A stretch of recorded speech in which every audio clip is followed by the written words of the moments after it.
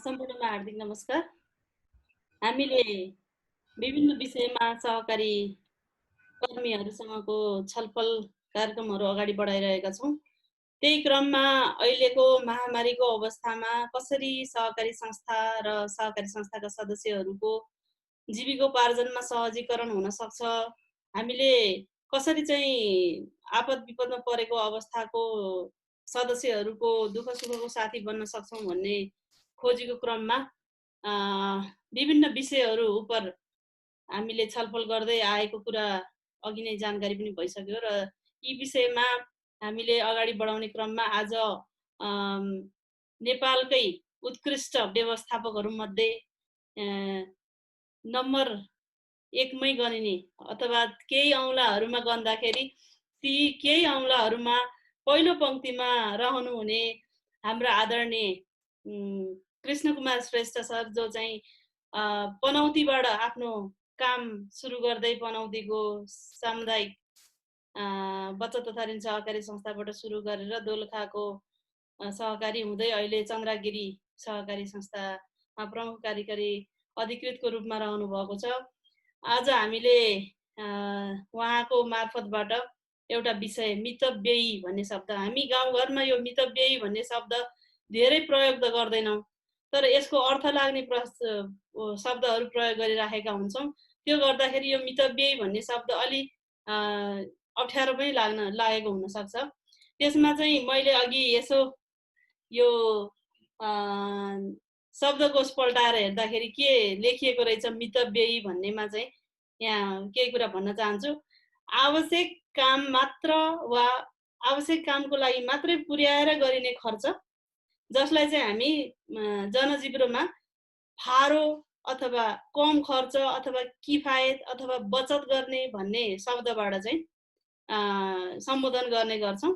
यसरी महामारीको अवस्थामा हामीलाई बाढी, पहिरो, भूकम्प लगायत विभिन्न कारणले हामीलाई महामारी परिरहेको थियो भने अहिले चाहिँ हामीलाई यो कसैले कल्पनै नगरेको रोग, त्यो पनि सरुवा रोग, अरूलाई कसरी सर्छ भन्ने पनि आफूलाई भएको छ कि छैन भन्ने थाहा नहुँदै अरूलाई सरिसकिने कन्डिसनको यो अहिले कोभिड-19 भनेर जुन रोग हामीलाई सरुवा रोगको रूपमा आएको छ, यस्तो महामारीको बेलामा राज्यले पनि लकडाउन गरिरहेको अवस्था छ।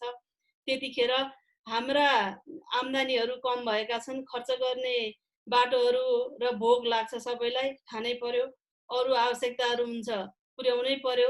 ती आवश्यकताहरू कसरी कम खर्च गरेर कसरी मितव्ययी भएर किफायती भएर कम खर्ची भएर चाहिँ हामी अगाडि बढ्न सक्छौँ भन्ने कुराको धेरैवटा उपायहरू आज कृष्ण सरले ल्याउँदै हुनुहुन्छ। त्यो हुनाले उहाँलाई धेरै धेरै स्वागत भन्दै सबैजनाले अस्ति मैले अनुरोध गरे जस्तै कपी कलम लिएर बसेर उहाँको विषयहरूलाई टिकोट गरेर भोलि वित्तीय साक्षरता आफूले दिँदाखेरि, सदस्यहरूलाई परामर्श गर्दाखेरि यी कुराहरूलाई उपयोग गर्नुहुन्छ भन्ने अपेक्षाको साथसाथै कृष्ण सरलाई हार्दिक स्वागत भन्दै कार्यक्रम अगाडि बढाउनको लागि पनि अनुरोध गर्दछु। धन्यवाद। हस्, धन्यवाद जिल्ला बचत सङ्घका अध्यक्षज्यूलाई। यसै गरी अब हामी कति पनि ढिला नगरिकन सरको प्रस्तुतितर्फ केन्द्रित हुन जाँदैछौँ। आफ्नो प्रस्तुति राखिदिनु हुनका निम्ति म कृष्ण कुमार श्रेष्ठ सरलाई हार्दिक अनुरोध गर्न चाहन्छु। हजुर, धन्यवाद। सुन्नुभएको छ मलाई? हजुर, सुनिरहेको छु सर। हस्, धन्यवाद छ सुमित्राजी। मकवानपुर जिल्ला बचत सङ्घका आदरणीय अध्यक्षज्यू लगायत सञ्चालक समिति, लेखा सुपरिवेशन समिति पनि जोडिनु भएको होला, पक्कै पनि उपसमितिका पदाधिकारीज्यूहरू, सुमित्राजी लगायत मकवानपुर जिल्ला बचत सङ्घका व्यवस्थापनका साथीहरू र जुममा जोडिनुभएका सम्पूर्ण सहकारी कर्मीहरू र फेसबुक लाइभ पनि भइरहेको मैले देखिरहेको छु र फेसबुक लाइभबाट हेरिरहनुभएका सम्पूर्ण सर्वप्रथम हार्दिक नमस्कार सबैलाई व्यक्त गर्न चाहन्छु। अघि शब्दको अर्थसहित केलाएर भनिसक्नुभयो हाम्रो कल्पना म्याडमले। मितव्ययिता के हो त मितव्ययिता भन्ने कुराहरू झन्डै त्यो कुरा गरिरहँदाखेरि यो मितव्ययिताको अर्थ करिब हामीले थाहा पाइसकेका छौँ। म आज खास गरिकन मितव्ययिताको अर्थ सँगसँगै साना साना कुराहरू हुनसक्छ। यो तर हामीले व्यवस्था गरिरहेको र हामीले त्यसलाई अलिकति वास्ता गर्न सक्यौँ भने केही परिवर्तन हुन सक्छ र विशेष गरी त्यसको महत्त्व यस्ता खालका महामारीहरूमा चाहिँ अझै बढी हुन सक्छ भन्ने हिसाबले केही कुराहरू यहाँहरूको अगाडि राख्ने जमर्को सहित यहाँहरूको अगाडि उपस्थित भएको छु। अब म अलिकति स्क्रिन सेयर मार्फत आफ्नो प्रेजेन्टेसनलाई तपाईँहरूको अगाडि म राख्न गइरहेको छु। होस्टले चाहिँ एक्चुअली मलाई स्क्रिन सेयर गर्न मिल्ने बनाइदिनुहोस् त। ओके,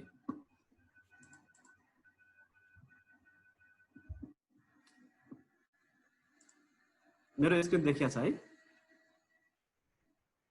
ओके, देखिएको छ।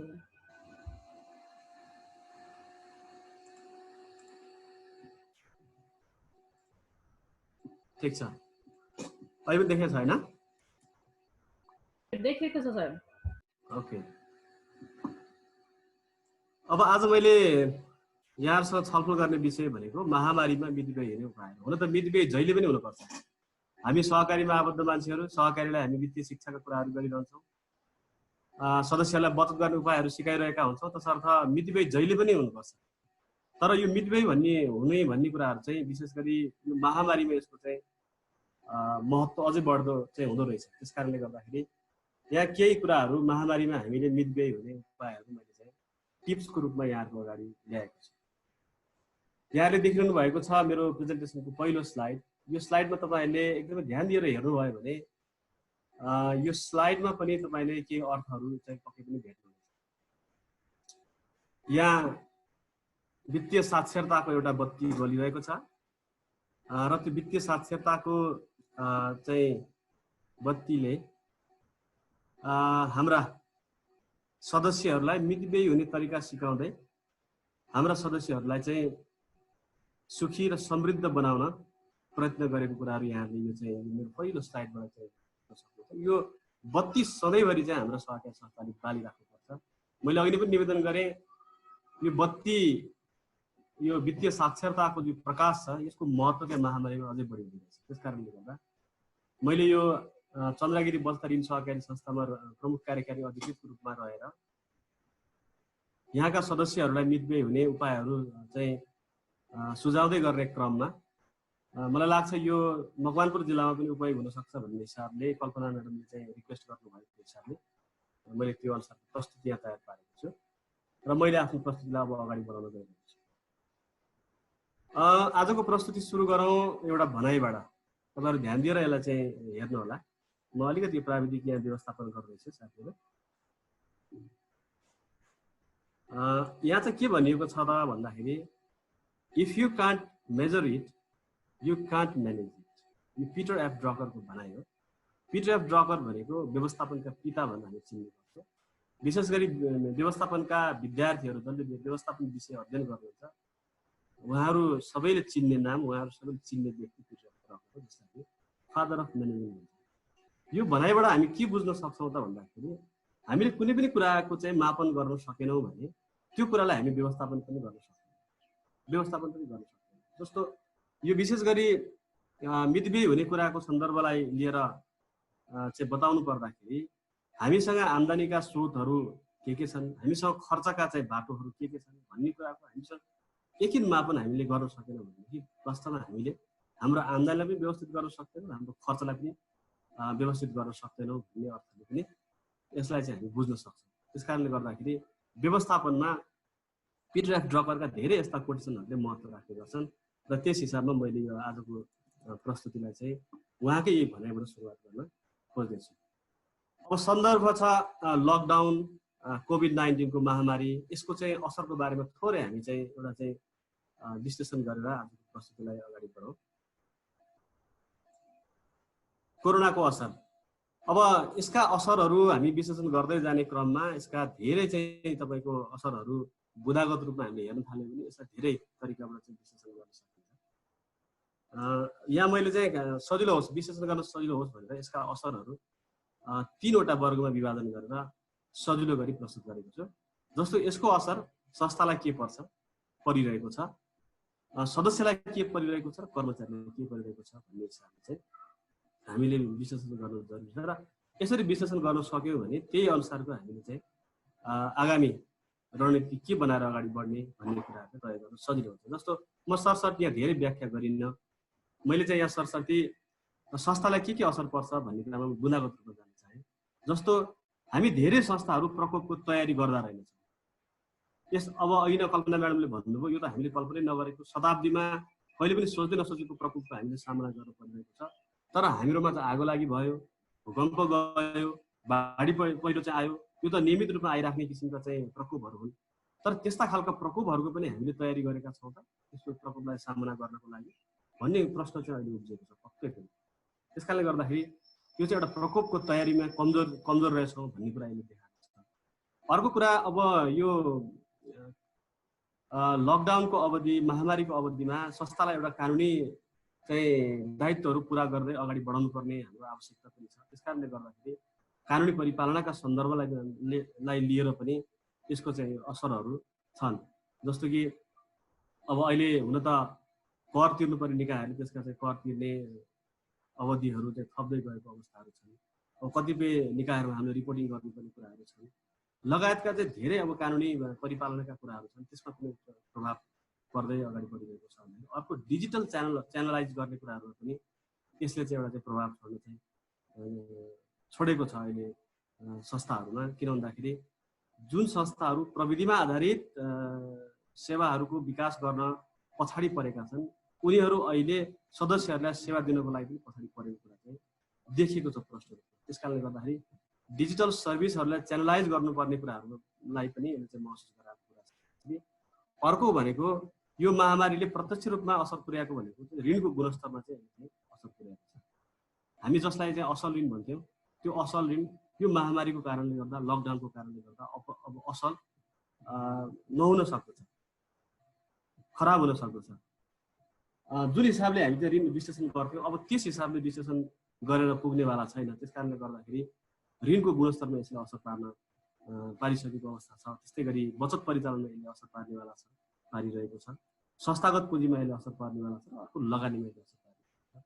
यो चाहिँ संस्थागत असरको कुरा रह्यो कोरोनाको। त्यस्तै गरी अब कुरा गरौँ कर्मचारीहरूमा चाहिँ यसले के असर पारिरहेको छ त भन्दाखेरि अब प्रश्न उठ्न थालेको छ, सहकारीका कर्मचारीको रोजगारीको सुरक्षा अब के हुने? सहकारी संस्थाले चाहिँ कति समयसम्म चाहिँ कर्मचारीहरूको दरबन्दीलाई कामहरू अगाडि बढाउँछ, उनीहरूको सेवा सुविधाहरू के हुन्छ भन्ने चाहिँ रोजगारीका सुरक्षाका सवालहरूले चाहिँ सिर्जना गरेको छ। त्यस्तै कर्मचारीहरूको हौसलामा चाहिँ यसले चाहिँ कमी ल्याउने, कतै मलाई चाहिँ कोरोनाले चाहिँ सङ्क्रमण गरिहाल्ने हो कि, सङ्क्रमण भयो भनेदेखि म मार्फत मेरो परिवारसित जोखिममा पर्ने हो कि, मैले यस्तो अवस्थामा कसरी चाहिँ सहकारी सङ्घ संस्थामा आएर चाहिँ सेवा गर्न सक्छु भन्ने किसिमका चाहिँ भित्रभित्र कर्मचारीहरूमा चाहिँ एउटा यसले चाहिँ हौसलामा गिरावट ल्याउने त्यस्तो कामहरू पनि यसले चाहिँ प्रभाव पारिरहेको चाहिँ हामीले विश्लेषण गर्न सक्छौँ। स्वास्थ्य सुरक्षामा चुनौती थपेको छ। दूर सेवा व्यवस्थापन गर्ने सन्दर्भ छ। हामी कार्यालय खोलेर मात्र नभएर दूर सेवा चाहिँ व्यवस्थापन गर्नुपर्ने सन्दर्भ पनि छ। त्यो व्यवस्थापन गर्नको लागि पनि चुनौती चाहिँ यसले सिर्जना गरेको छ भने अब सदस्यको हिसाबले हामीले विश्लेषण गर्दाखेरि सदस्यहरूको स्वास्थ्यमा चुनौतीले चाहिँ खडा गरेको छ। सदस्यहरूको रोजगारी गुम्नेवाला छ, सदस्यहरूले सम्पत्ति गुमाउनेवाला छन्, वित्तीय सेवाको प्रयोग गर्नको लागि चाहिँ असमर्थ रहने सदस्यको सङ्ख्या अत्यधिक मात्रामा रहेछ। हाम्रो भनेको अर्थ के हो त भन्दाखेरि सदस्यहरूलाई हामीले चाहिँ प्रविधिमा साक्षर बनाउन सकेका रहेनछौँ। धेरैभन्दा धेरै सदस्यहरू प्रविधि प्रयोग गर्न जान्ने छैनन्। त्यस कारणले गर्दाखेरि हामीले प्रविधिमा आधारित सेवाहरूको विकास गरिरहँदा पनि त्यो सेवाको प्रयोग गर्नलाई चाहिँ असमर्थ रहने सदस्यहरू धेरै हुनुहुँदो रहेछ। त्यस्तो किसिमको देखिएको छ। भने अर्को एउटा महत्त्वपूर्ण कुरा चाहिँ के देख्छ त भन्दाखेरि आकस्मिक बचत चाहिँ सहकारीमा आबद्ध धेरै सदस्यहरूको हुँदो रहेछ।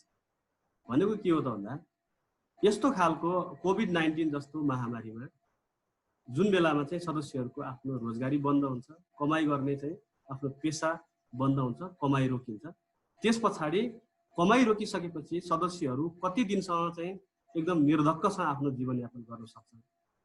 यो प्रश्न यदि हामीले सोध्यौँ भने हामीसँग चाहिँ गतिलो उत्तर नहुँदो रहेछ।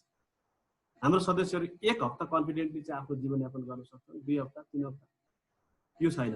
भोलिपल्टदेखि नै चाहिँ अब के खाने, कसरी चाहिँ खर्च जुटाउने, अथवा चाहिँ 1 हप्ता पछाडि नै चाहिँ के कसरी खर्चहरूको व्यवस्थापन गर्ने भन्ने समस्या पर्ने सदस्यहरू हुनुहुँदो रहेछ। यसको अर्थ के हो त भन्दाखेरि हामीले सहकारी संस्थाहरू स्थापना गऱ्यौँ, सञ्चालन गऱ्यौँ, सदस्यहरूलाई बचत गर्न सिकायौँ, ऋण लिन सिकायौँ, पुँजी परिचालन गर्न सिकायौँ, तर आकस्मिकताहरूमा तयार हुन अहिले पनि हामीले चाहिँ सिकाउन सकेका छैनौँ आम रूपमा हेर्दाखेरि। हुन त अब नेपालमा धेरै स्तरीय अन्तर्राष्ट्रिय रूपमा स्तरीकरण प्राप्त गर्न सफल संस्थाहरू पनि छन्। ती संस्थाहरूले यस्ता केही तयारीहरू गरेको पनि देखिन्छ। यद्यपि त्यो तयारीहरू पर्याप्त देखिएको छैन। हामीले साँच्चीकै यसको चाहिँ वस्तुगत रूपमा विश्लेषण गरेर हेर्ने हो भने सदस्यहरू कमाइ रोकिएको निकै लामो समयसम्म चाहिँ निर्धक्कपूर्वक आफ्नो जीवनयापन गर्न सक्ने अवस्थामा रहेनछन् भन्ने कुराले निष्कर्षको रूपमा आउँदो रहेछ। यो सिन चाहिँ यो एउटा चाहिँ दृश्य नेपालको मात्र नभएर हामीले चाहिँ एसियाको चाहिँ बचत ऋण सहकारी संस्थाहरूमा आबद्ध सदस्यहरूकै डाटा हेर्ने हो भने समग्रमा चाहिँ यस्तो किसिमको अवस्था हुँदो रहेछ। त्यस कारणले गर्दा हामीले हाम्रो सदस्यहरूलाई अब आकस्मिक अवस्थाहरूमा पनि तयार हुन सिकाउनु पर्ने रहेछ। आकस्मिक अवस्थाहरूमा निर्धक्क हुनको लागि चाहिँ मितव्ययी हुन सिकाउनु पर्ने रहेछ। बचत गर्ने बानीको विकास गर्न चाहिँ सिकाउनु पर्ने हुँदो रहेछ। त्यस कारणले गर्दा आजको प्रस्तुति चाहिँ यो 3वटा पक्षहरू मध्ये यो कर्मचारी र संस्थागत पक्षको बारेमा हामी चर्चा गर्दैनौँ। हामी सदस्यको चाहिँ विषयमा चाहिँ चर्चा गर्छौँ र सदस्यलाई पनि विशेष गरी हामी कसरी चाहिँ आकस्मिकताहरूमा तयारी गर्ने, कसरी मितव्ययी हुने भन्ने कुराहरूमा चाहिँ यहाँ के चर्चाहरू गर्छौँ। यही सन्दर्भलाई लिएर यहाँ अलिकति मैले अर्को एउटा स्लाइड यहाँको अगाडि राख्नेछु। जस्तो हामीले सामान्यतः विश्लेषण गरेर हेऱ्यौँ भने सदस्यहरूले सहकारीबाट के अपेक्षा गर्छन् भन्ने प्रश्नको उत्तर हामी खोज्यौँ भने सरसर्ती हामी सबैलाई थाहा छ सदस्यहरूले सदस्य भइसकेपछि सेयर लगानी गरेका हुन्छ, लाभांश कति पाइन्छ त्यो अपेक्षा गरेका हुन्छ। बचतमा धेरैभन्दा धेरै ब्याज पाए हुन्थ्यो। इभन यो चाहिँ तपाईँको लकडाउन होस्, चाहे महामारी होस्, चाहे चाहिँ तपाईँको जुनसुकै परिस्थिति होस्, बचतमा चाहिँ अन्तभन्दा धेरै ब्याज पाए हुन्थ्यो भन्ने किसिमको अपेक्षा हुँदो रहेछ। त्यस्तै गरी ऋणमा चाहिँ अलिकति थोरै ब्याज भए हुन्थ्यो, हामीलाई यो यस्तो अवस्थामा चाहिँ छुट दिए चाहिँ संस्थाहरूले दिए हुन्थ्यो, हामीलाई अलिकति यो हाम्रो दुःखहरूमा सहकारी गर्दै हुन्थ्यो भन्ने किसिमको चाहिँ अपेक्षा सदस्यहरूको हुँदो रहेछ। त्यस्तै गरी सुख दुःख हरेक परिस्थितिमा सहकारी संस्था सँगै भइदिएदेखि चाहिँ हुन्थ्यो, राम्रो हुन्थ्यो भन्ने किसिमको अपेक्षा सदस्यहरूको हुँदो रहेछ। र आफूलाई विशेष महत्त्व दियोस् सहकारी संस्थाले, मलाई चाहिँ अलि बढी चाहिँ केयर गरिदियोस्, अलि बढी मेरो बारेमा वास्ता गरिदियोस्, अलि बढी मसँग किप इन टचमा बस्दियोस् संस्था भन्ने किसिमको अपेक्षा चाहिँ सदस्यहरूको हुने रहेछ। र यो सदस्यहरूको अपेक्षा पुरा गर्नको लागि त्यसपछि अर्को एउटा चाहिँ मलाई बताउनु बाँकी रह्यो, अर्को वित्तीय समाधान। जुनसुकै अवस्थाहरूमा वित्तीय समाधान मैले चाहिँ प्राप्त गर्न पाउनुपर्छ सहकारी संस्थाबाट भन्ने किसिमको चाहिँ सदस्यहरूको हुँदो रहेछ। र यी अपेक्षाहरू पुरा गर्नको लागि चाहिँ फेरि हाम्रो संस्थाहरू के हुनुपर्दो रहेछ, वित्तीय रूपमा सक्षम हुनुपर्दो रहेछ। त्यस्तै गरी जुनसुकै परिस्थितिमा मैले एक दुईवटा वेबिनारहरूमा चाहिँ भन्ने गरेको छु, यो वास्तवमा मुस्कान सहितको सेवा भनेको चाहिँ सजिलो सहज चाहिँ परिस्थितिहरूमा मात्र होइन, असहज अप्ठ्यारो बेलामा पनि हामी सेवा प्रदान गर्ने चाहिँ कर्मचारीहरूले व्यवस्थापनले चाहिँ जहिले पनि मुस्कान सहितको सेवा चाहिँ दिनको लागि कन्जुसाइ गर्नु हुँदो रहेछ। किनभने जहिले पनि सदस्यहरूले के हो त मुस्कान सहित सेवाको चाहिँ अपेक्षा गर्नु हुँदो रहेछ। त्यस्तै गरी कार्यगत सक्षमता, एकदमै सक्षमतापूर्वक आफ्नो कार्य सम्पादन गरिदिएको, सोचेको भन्दा छिटो चाहिँ आफ्नो कार्य सम्पादन भएको चाहिँ सदस्यहरू त्यो प्राप्त गर्न चाहन्छन्। त्यस्तै गरी प्रतिस्पर्धी सेवाको चाहिँ अपेक्षा गर्दछन्। यी चाहिँ सदस्यहरूले हामीसँग गर्ने अपेक्षाको कुराहरू भयो। अब अलिकति त्यसो हो भने कि सदस्यहरूको अपेक्षा एक ठाउँमा छ भने हामी सहकारी संस्थाले सदस्यहरूलाई कसरी सहयोग गर्छौँ त हाम्रा सहकारी संस्थाले भन्ने कुरालाई अलिकति हामीले के भने यहाँ यी व्यक्तिहरूलाई हामीले सदस्य मान्यौँ भनेदेखि हाम्रो सहकारी संस्थाले कसरी यी चाहिँ सदस्यहरूलाई सहयोग गर्छ त भन्दा सदस्यहरूलाई विभिन्न कठिनाइहरूमा सुरक्षा प्रदान गरेर चाहिँ सहयोग पुर्याउने कामहरू गर्छ। त्यस्तै गरी गरिबी पछौटेपन लगायतका अवस्थाहरूमा सहकारी संस्थाले आफ्ना सदस्यहरूलाई सहयोग गर्ने गर्छ। वित्तीय समस्याहरू पर्दाखेरि सहयोग गर्ने गर्छ। त्यस्तै गरी आकस्मिकताहरूमा सहयोग गर्ने गर्छ र बेरोजगारीका अवस्थाहरूमा सहयोग गर्छ। आकस्मिकताको कुरा गर्दै गर्दाखेरि अहिलेको अवस्थालाई हामी चाहिँ आकस्मिकताको अवस्थामा हामी परिभाषित गर्न सक्छौँ। यस्तो आकस्मिकताहरूमा यस्तो यो चाहिँ बेरोजगारीको अवस्थामा हामीले हाम्रो सहकारी संस्थाले हाम्रा सदस्यहरूलाई कसरी सहयोग गर्न सकिन्छ भन्ने उपायहरू खोजी गर्नुपर्छ। त्यसको उपाय भनेको हामीसँग भएका वस्तु तथा सेवा नै हुन्। हामीसँग बचत, विभिन्न प्रकारका बचतहरूको माध्यमबाट ती समस्याहरू समाधान गर्न खोज्छौँ। ऋणका प्रडक्टहरू मार्फत चाहिँ समाधान गर्न खोज्छौँ। हामीसँग विप्रेसन र बिमाका सर्भिसेसहरू हुन्छन्, त्यो मार्फत चाहिँ हामीले चाहिँ सदस्यहरूलाई ती कुराहरूमा चाहिँ सुरक्षा प्रदान गर्ने प्रयत्न गर्छौँ भने अब अर्को हामीसँग हुन्छ अन्य सेवा र अन्य सेवा वित्तीय साक्षरता। वित्तीय साक्षरता अन्तर्गत सदस्यहरूलाई हामीले के गर्न सिकाइरहेका भन्दाखेरि जतिसुकै चाहिँ एकाडेमिकली डिग्री प्राप्त गरेको व्यक्ति भए तापनि वित्तीय रूपमा हामी सदस्यहरूलाई साक्षर बनाउने प्रयत्न गरिरहेका हुन्छौँ र थोरै स्रोत साधनमा सदस्यहरूलाई हामी खुसी हुनलाई त्यो स्रोत साधनको उपयोग गरेर बढीभन्दा बढी सन्तुष्टि प्राप्त गर्ने उपायहरू सिकाइरहेका हुन्छौँ। र आजको विषयवस्तु अरू धेरै सेवाहरूसँग सम्बन्धित भएर वित्तीय साक्षरतासँग सम्बन्धित कुराहरू आज हामी चाहिँ गर्छौँ। र यो विशेष गरी आज गर्ने कुराहरू भनेको विशेष गरी हामीले हाम्रा सदस्यहरूलाई सिकाउनु पर्ने कुराहरू यहाँको अगाडि मैले चाहिँ राख्न गइरहेको छु। र ती कुराहरूलाई राख्ने सन्दर्भमा म सबभन्दा पहिला यो एउटा भनाइबाट चाहिँ फेरि सुरुवात गर्न चाहन्छु, जसलाई हामी अघि मैले व्यवस्थापनका पिताको तस्विर देखाएको थिएँ। अब हामी यो FW राइफेसनको एउटा तस्विर मैले यहाँ राख्दैछु, उहाँको भनाइ पनि राख्दैछु। उहाँलाई चाहिँ बचत ऋण सहकारी पिता भनेर भनिन्छ। उहाँले के भन्नुभएको छ त भन्दाखेरि cooperative must not confine themselves to granting loans. सहकारी संस्थाहरूले खालि ऋण मात्रै लगानी गर्ने कुरामा आफूलाई सीमित गर्नु हुँदैन। उनीहरूको मुख्य उद्देश्य भनेको चाहिँ पैसाको नियन्त्रणद्वारा जनताहरूको नैतिक र भौतिक मूल्यलाई सुधार गर्ने, उनीहरूको जीवन भौतिक जीवनलाई चाहिँ सुधार गर्ने कुराहरूमा चाहिँ केन्द्रित हुनुपर्छ भन्ने कुरा चाहिँ उहाँले यहाँ चाहिँ आफ्नो भनाइ मार्फत राख्नु भएको छ। यो भनाइको एउटा ठुलो महत्त्व छ। त्यसै कारणले गर्दाखेरि यो केसँग पनि सम्बन्धित छ भन्दाखेरि सदस्य सुरक्षा सिद्धान्त, जसलाई हामी मेम्बर प्रोटेक्सन प्रिन्सिपल भनेर भन्छौँ, त्यसअनुसार पनि सहकारी संस्थाहरूले सदस्यहरूलाई वित्तीय रूपमा स्वतन्त्र हुनको लागि चाहिँ पथ प्रदर्शन गर्न सक्नुपर्दछ। यो उहाँले भन्न खोज्नु भएको छ कि खालि चाहिँ लोन ग्रान्टिङ गर्ने कुरामा मात्रै सीमित गर्ने होइन, सदस्यहरूलाई चाहिँ पैसाको सही सदुपयोग कसरी गर्ने, त्यसको नैतिक र भौतिक मूल्य जीवनमा कसरी उपयोग गर्ने तरिकाबाट चाहिँ हामीले गाइड गर्ने भन्ने कुरा पनि सँगसँगै सिकाउनुपर्छ भन्ने कुरा चाहिँ अहिले आएर हामीले चाहिँ यो सदस्य सुरक्षा सिद्धान्तसँग पनि यसलाई चाहिँ मिलाएर हेर्न सक्छौँ र हामीले त्यो पथ प्रदर्शन गर्न सक्नुपर्छ। त्यो हाम्रो जिम्मेवारी हो। त्यस कारणले गर्दाखेरि अब आजको यो प्रस्तुति जुन छ त्यो प्रस्तुतिमा चाहिँ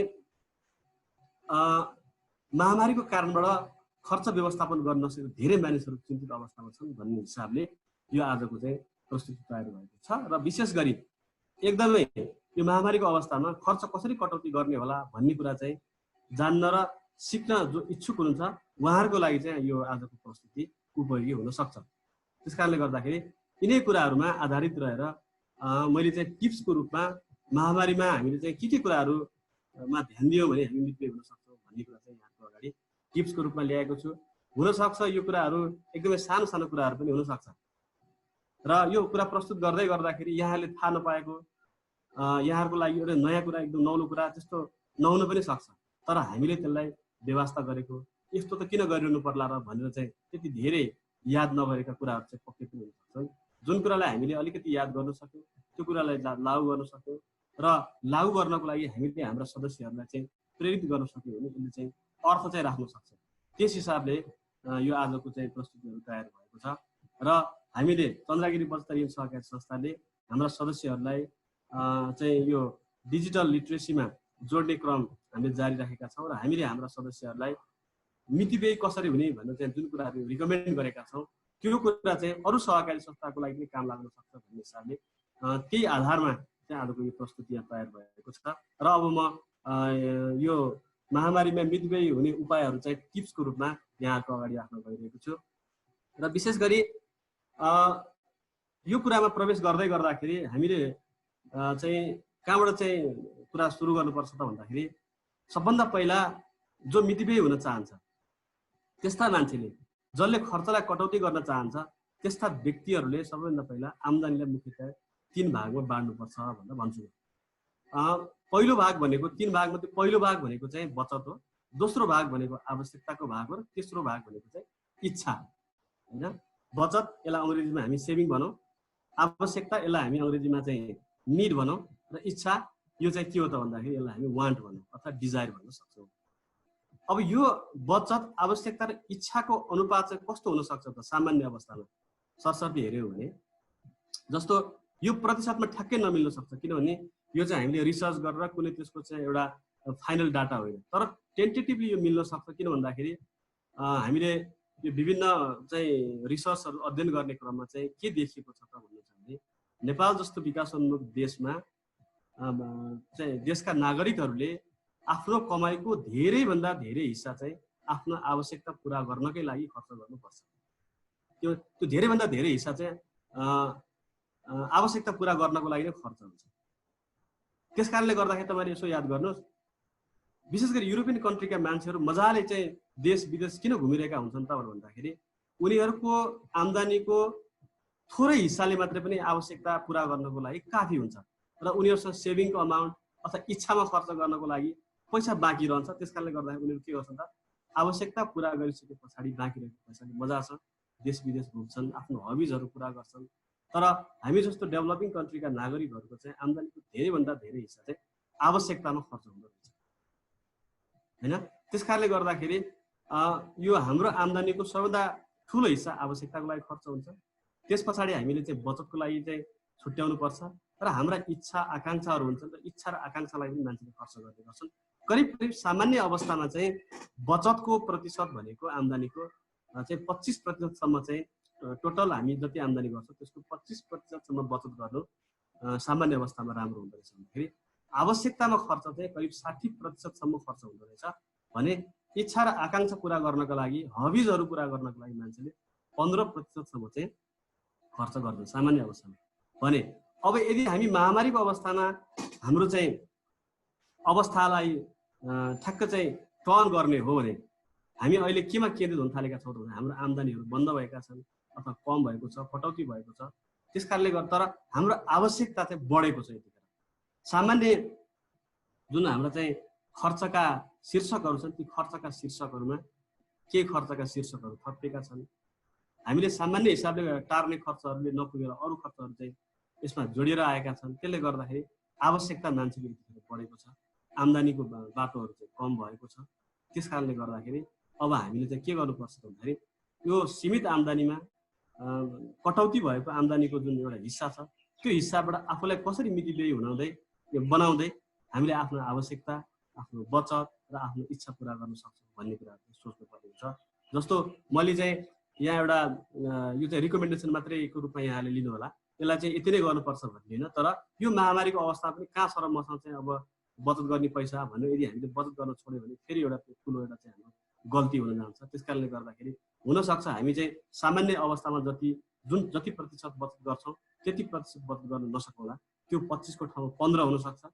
आवश्यकताको चाहिँ प्रतिशत बढेर 60 को ठाउँमा 80% हुन जान्छ। किनभने तपाईँले अहिले मास्क हाम्रो चाहिँ एउटा चाहिँ फेसनको एउटा नयाँ अङ्गको रूपमा हरेक दिन चाहिँ हामीले चाहिँ लगाउनु पर्ने भएर चाहिँ आइरहेको छ। त्यस्तै गरी तपाईँको सेनिटाइजरको प्रयोग, साबुनको हामी अब बढीभन्दा बढी हामी प्रयोग गर्न गइरहेका छौँ, पानीको चाहिँ बढीभन्दा बढी प्रयोग गर्न गइरहेका छौँ। भनेको के हो त भन्दाखेरि यी सेनिटाइजर, मास्क लगायतका कुराहरू हाम्रो चाहिँ आधारभूत आवश्यकतामा अब पर्न गइरहेका छौँ भन्नुको अर्थ के हो। अब हामी आवश्यकतामा अब बढी खर्च गर्न गइरहेका छौँ भने अब हामीले चाहिँ इच्छाहरूलाई केही सीमित गर्न जरुरी हुन्छ। त्यस कारणले गर्दाखेरि महामारीको अवस्थामा बचतको प्रतिशतलाई 15% झार्न सकियो। आवश्यकताले अटोमेटिकली चाहिँ यो चाहिँ बढ्छ, यो करिब 80% पुग्न सक्छ भने अर्को चाहिँ तपाईँको इच्छा चाहिँ अब हामीले अलिकति कम्प्रोमाइज गर्न जरुरी छ र त्यो 5% जतिमा झार्न सक्नुपर्छ।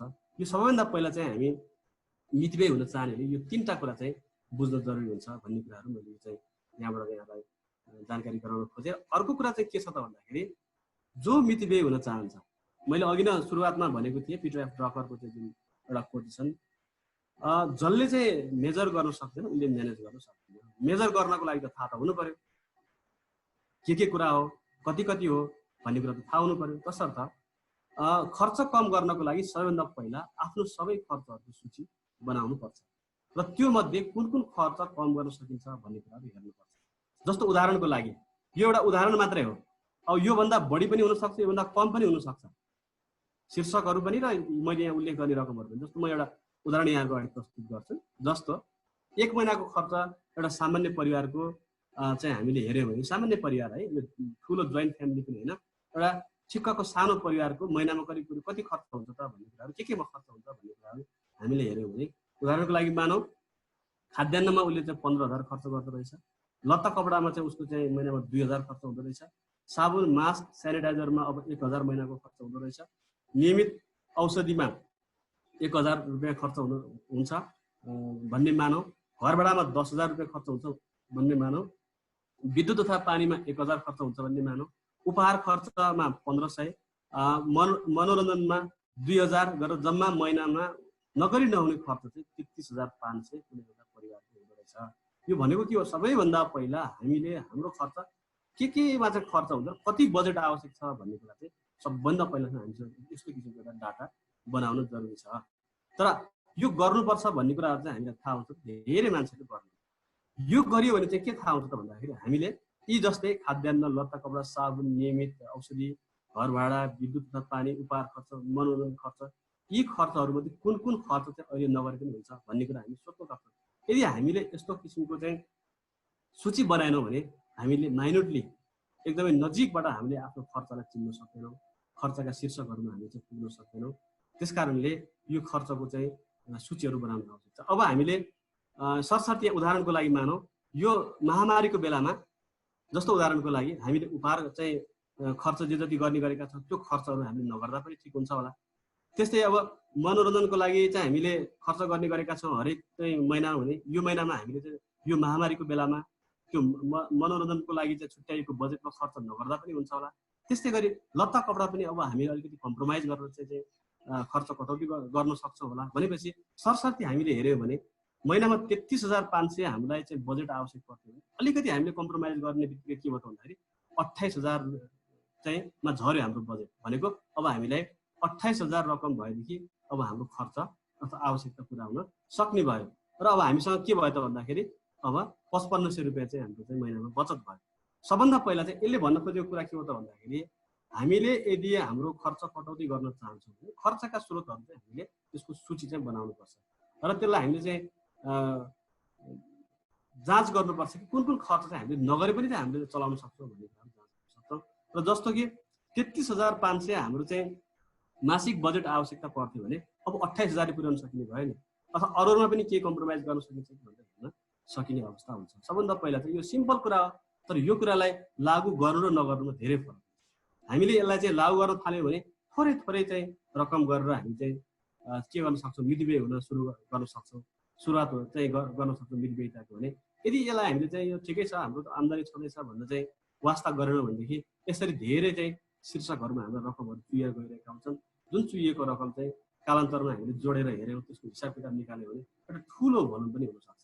सबभन्दा पहिला चाहिँ यसरी चाहिँ हामीले आफ्नो खर्चहरूलाई, आफ्नो आम्दानीको स्रोतहरूलाई विश्लेषण गर्न जरुरी हुन्छ भन्ने कुराहरू मैले यहाँहरूको अगाडि राख्न चाहेँ। यो कुरा चाहिँ हामीले पनि बुझ्न जरुरी भयो र हाम्रा सदस्यहरू, हामीसँग जोडिएका मान्छेहरू, हाम्रो फ्यामिली, हाम्रो बच्चा बच्चीहरूलाई पनि यो सिकाउन जरुरी हुन्छ अहिलेदेखि नै, होइन? त्यस कारणले गर्दा चाहिँ यो कुरा मैले यहाँको अगाडि राखेँ। र अब चाहिँ म महामारीमा मितव्यय हुने उपायहरू यसैको आधारमा चाहिँ महामारीमा मितव्यय हुने उपायहरूको बारेमा यहाँको अगाडि 50वटा टिप्सहरू चाहिँ म राख्न गइरहेको छु। मैले अघि निवेदन गरेँ यो सानो सानो कुराहरू नै हुनसक्छ, यहाँले थाहा पाइराखेको कुरा नै हुनसक्छ, तर के हुनसक्छ भन्दाखेरि थाहा पाएर पनि यो किन गरिनुपर्छ र भनेर व्यवस्था गरेको चाहिँ पक्कै पनि हुनसक्छ। त्यस्ता कुराहरू मैले यहाँहरूको अगाडि राख्छु। 50वटा टिप्सहरू, 50वटा उपायहरू म तपाईँहरूलाई बताउँछु हामी कसरी मितव्यय हुन सक्छौँ। र यो 50वटा उपायहरू यहाँहरूको अगाडि राख्दै गर्दाखेरि मैले चाहिँ के चाहिँ पर्सपेक्टिभबाट यो पोइन्टहरू बनाएको छु भन्दाखेरि बचत ऋण सहकारी संस्थाको मेम्बर प्रोटेक्सन प्रिन्सिपलको आधारमा रहेर मैले चाहिँ यो कुराहरू बनाएको छु। यो चाहिँ एकदम माइक्रो लेभलमा चाहिँ गएर सदस्य अथवा चाहिँ सदस्यको परिवारलाई सहकारी संस्थाले कसरी प्रोटेक्ट गर्न सक्छ अथवा सुरक्षित बनाउन सक्छ भन्ने पोइन्ट अफ भ्यूबाट चाहिँ यो चाहिँ यसका टिप्सहरू बनेका छन्। अलिकति म्याक्रो लेभलको इकोनोमीमा गएर हेर्दै गर्दाखेरि मैले रिकमेन्ड गरेका कुराहरू चाहिँ फेरि म्याक्रो लेभलमा गएर धेरै म्याच नखान पनि सक्छ। तर हामीले विचार गर्नुपर्ने कुरा चाहिँ के हो त भन्दाखेरि हामीले हाम्रा सदस्यहरूलाई सुरक्षित बनाउने नै हो। थोरै स्रोत साधनमा सदस्यहरूलाई एकदमै सहजपूर्वक जीवनयापन गर्न उपायहरू सिकाउनु नै हो। त्यो हिसाबले चाहिँ हामीले लिनुपर्छ भन्ने कुराहरू यहाँलाई म निवेदन पनि गर्न चाहन्छु। र अर्को कुरा चाहिँ मैले यहाँ कतिपय रिकमेन्डेसन गर्दाखेरि अलिअलि मैले गाली खान पनि सक्छु, किनभने म चाहिँ आफ्ना विद्यार्थीहरूलाई खर्चले भनेन भने सरकारी स्कुलमा हाल्न सकिने कुराहरू पनि यहाँ गर्छु। रेस्टुरेन्टमा चाहिँ जान कम गर्ने कुराहरू यहाँ गर्न सक्छु। त्यसो गर्दाखेरि चाहिँ अलिअलि गाली मलाई आउन पनि सक्छ।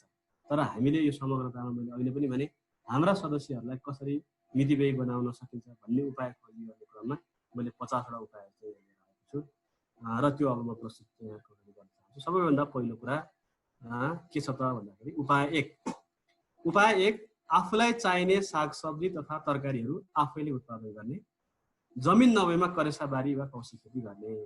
यो मकवानपुरमा मैले यो रिकमेन्डेसन नै गरेर यो गर्नुपर्छ भन्ने कुरा खासै त्यति धेरै सन्दर्भ रहला नरहला, किनभने मैले हाम्रो मकवानपुर जिल्ला बचत सङ्घको अध्यक्षज्यूले बेला बेलामा सेयरिङ गर्नुहुन्छ। उहाँले कौशीमा चाहिँ विभिन्न तरकारीहरू फलफुलहरू उत्पादन गरेको म देख्छु। त्यसले एउटा महसुस चाहिँ पक्कै पनि के गराउँछ त भन्दाखेरि हामीले यदि त्यो उत्पादन नगरेको भनेदेखि त्यो बराबरको यदि हामीलाई खरिद गर्नको लागि कति पैसा खर्च गर्नु पर्थ्यो, त्यसले कति रकम चाहिँ जोगाएको छ भन्ने किसिमको विश्लेषण गर्यो भने त्यसले के न के कन्ट्रिब्युसन चाहिँ गरेको छ पक्कै पनि। र यो महामारीको बेलामा विशेष गरी हाम्रो खर्च कटौती गर्ने भने हाम्रो घरेसाबारी होला, हामीसँग थोरै जमिनका टुक्राहरू होला, त्यसलाई बाँझो राख्नुको सट्टामा त्यसको उपयोग गर्ने, त्यसमा सागसब्जी लगाउने, तरकारीहरू लगाउने। यदि त्यो जमिन पनि छैन भनेदेखि हाम्रो घरको छत बरन्डा लगायतका ठाउँहरूमा हामीले चाहिँ यो कौशी खेती गर्ने तरिका छ। त्यो कौशी खेती गरेर पनि हामीलाई चाहिने केही तरकारीहरू केही सागसब्जीहरूको आपूर्तिमा भरथेक त्यसले गर्न सक्छ र त्यसले पनि केही न केही चाहिँ मितिव्यय हुने चाहिँ कुरामा सघाउ पुर्याउँछ। उपाय नम्बर 1। अब उपाय नम्बर 2 जस्तो यो चाहिँ के हो त भन्दाखेरि फोनमा लामो वार्तालाप नगर्ने। हाम्रो चाहिँ फोनमा लामो कुराकानीहरू गर्ने, ब्यालेन्स कुरा गर्दा गर्दै चाहिँ सकिने त्यस्तो पनि हुने गर्छ। दोस्रो मेरो रिकमेन्डेसन भनेको सकभर फोनमा लामो वार्तालाप गर्ने भन्ने नगर्ने। जे कुरा छ त्यो कुरा टक्क गर्ने, कुरा कम्प्लिट गर्ने र त्यस पछाडि लामो त्यो लम्बाइ चौडाइ अनि के छ कसो छ त्यो एकपटक सोधेपछि पुग्छ। हाम्रो बानी कस्तो हुन्छ भन्दाखेरि भन के छ कसो छ धेरै पटक हामी सोध्ने गर्छौँ र त्यो अनावश्यक फोनको वार्तालाप लम्ब्याउने बानीहरू हुन्छ। त्यसले के गरेको हुन्छ, जति लामो फोनको वार्तालाप हुन्छ त्यति नै बढी चाहिँ हाम्रो चाहिँ फोनमा रकम पनि खर्च भइरहेको छ हामीलाई जानकारी नै छ। अझ म त के चाहिँ भन्छु भन्दाखेरि घरमा इन्टरनेट छ भनेदेखि चाहिँ अब त अहिले धेरै मान्छेहरूको चाहिँ घरमा चाहिँ इन्टरनेटको सुविधा छ। त्यस्तो अवस्थामा हामी घरमा इन्टरनेट छ तर हामी के गर्छौँ त भन्दाखेरि हामी चाहिँ हाम्रो ब्यालेन्सबाट चाहिँ सिधै फोन गरिरहेका हुन्छौँ र त्यति कुरा पनि हामी याद गर्न सकिरहेका हुँदैनौँ।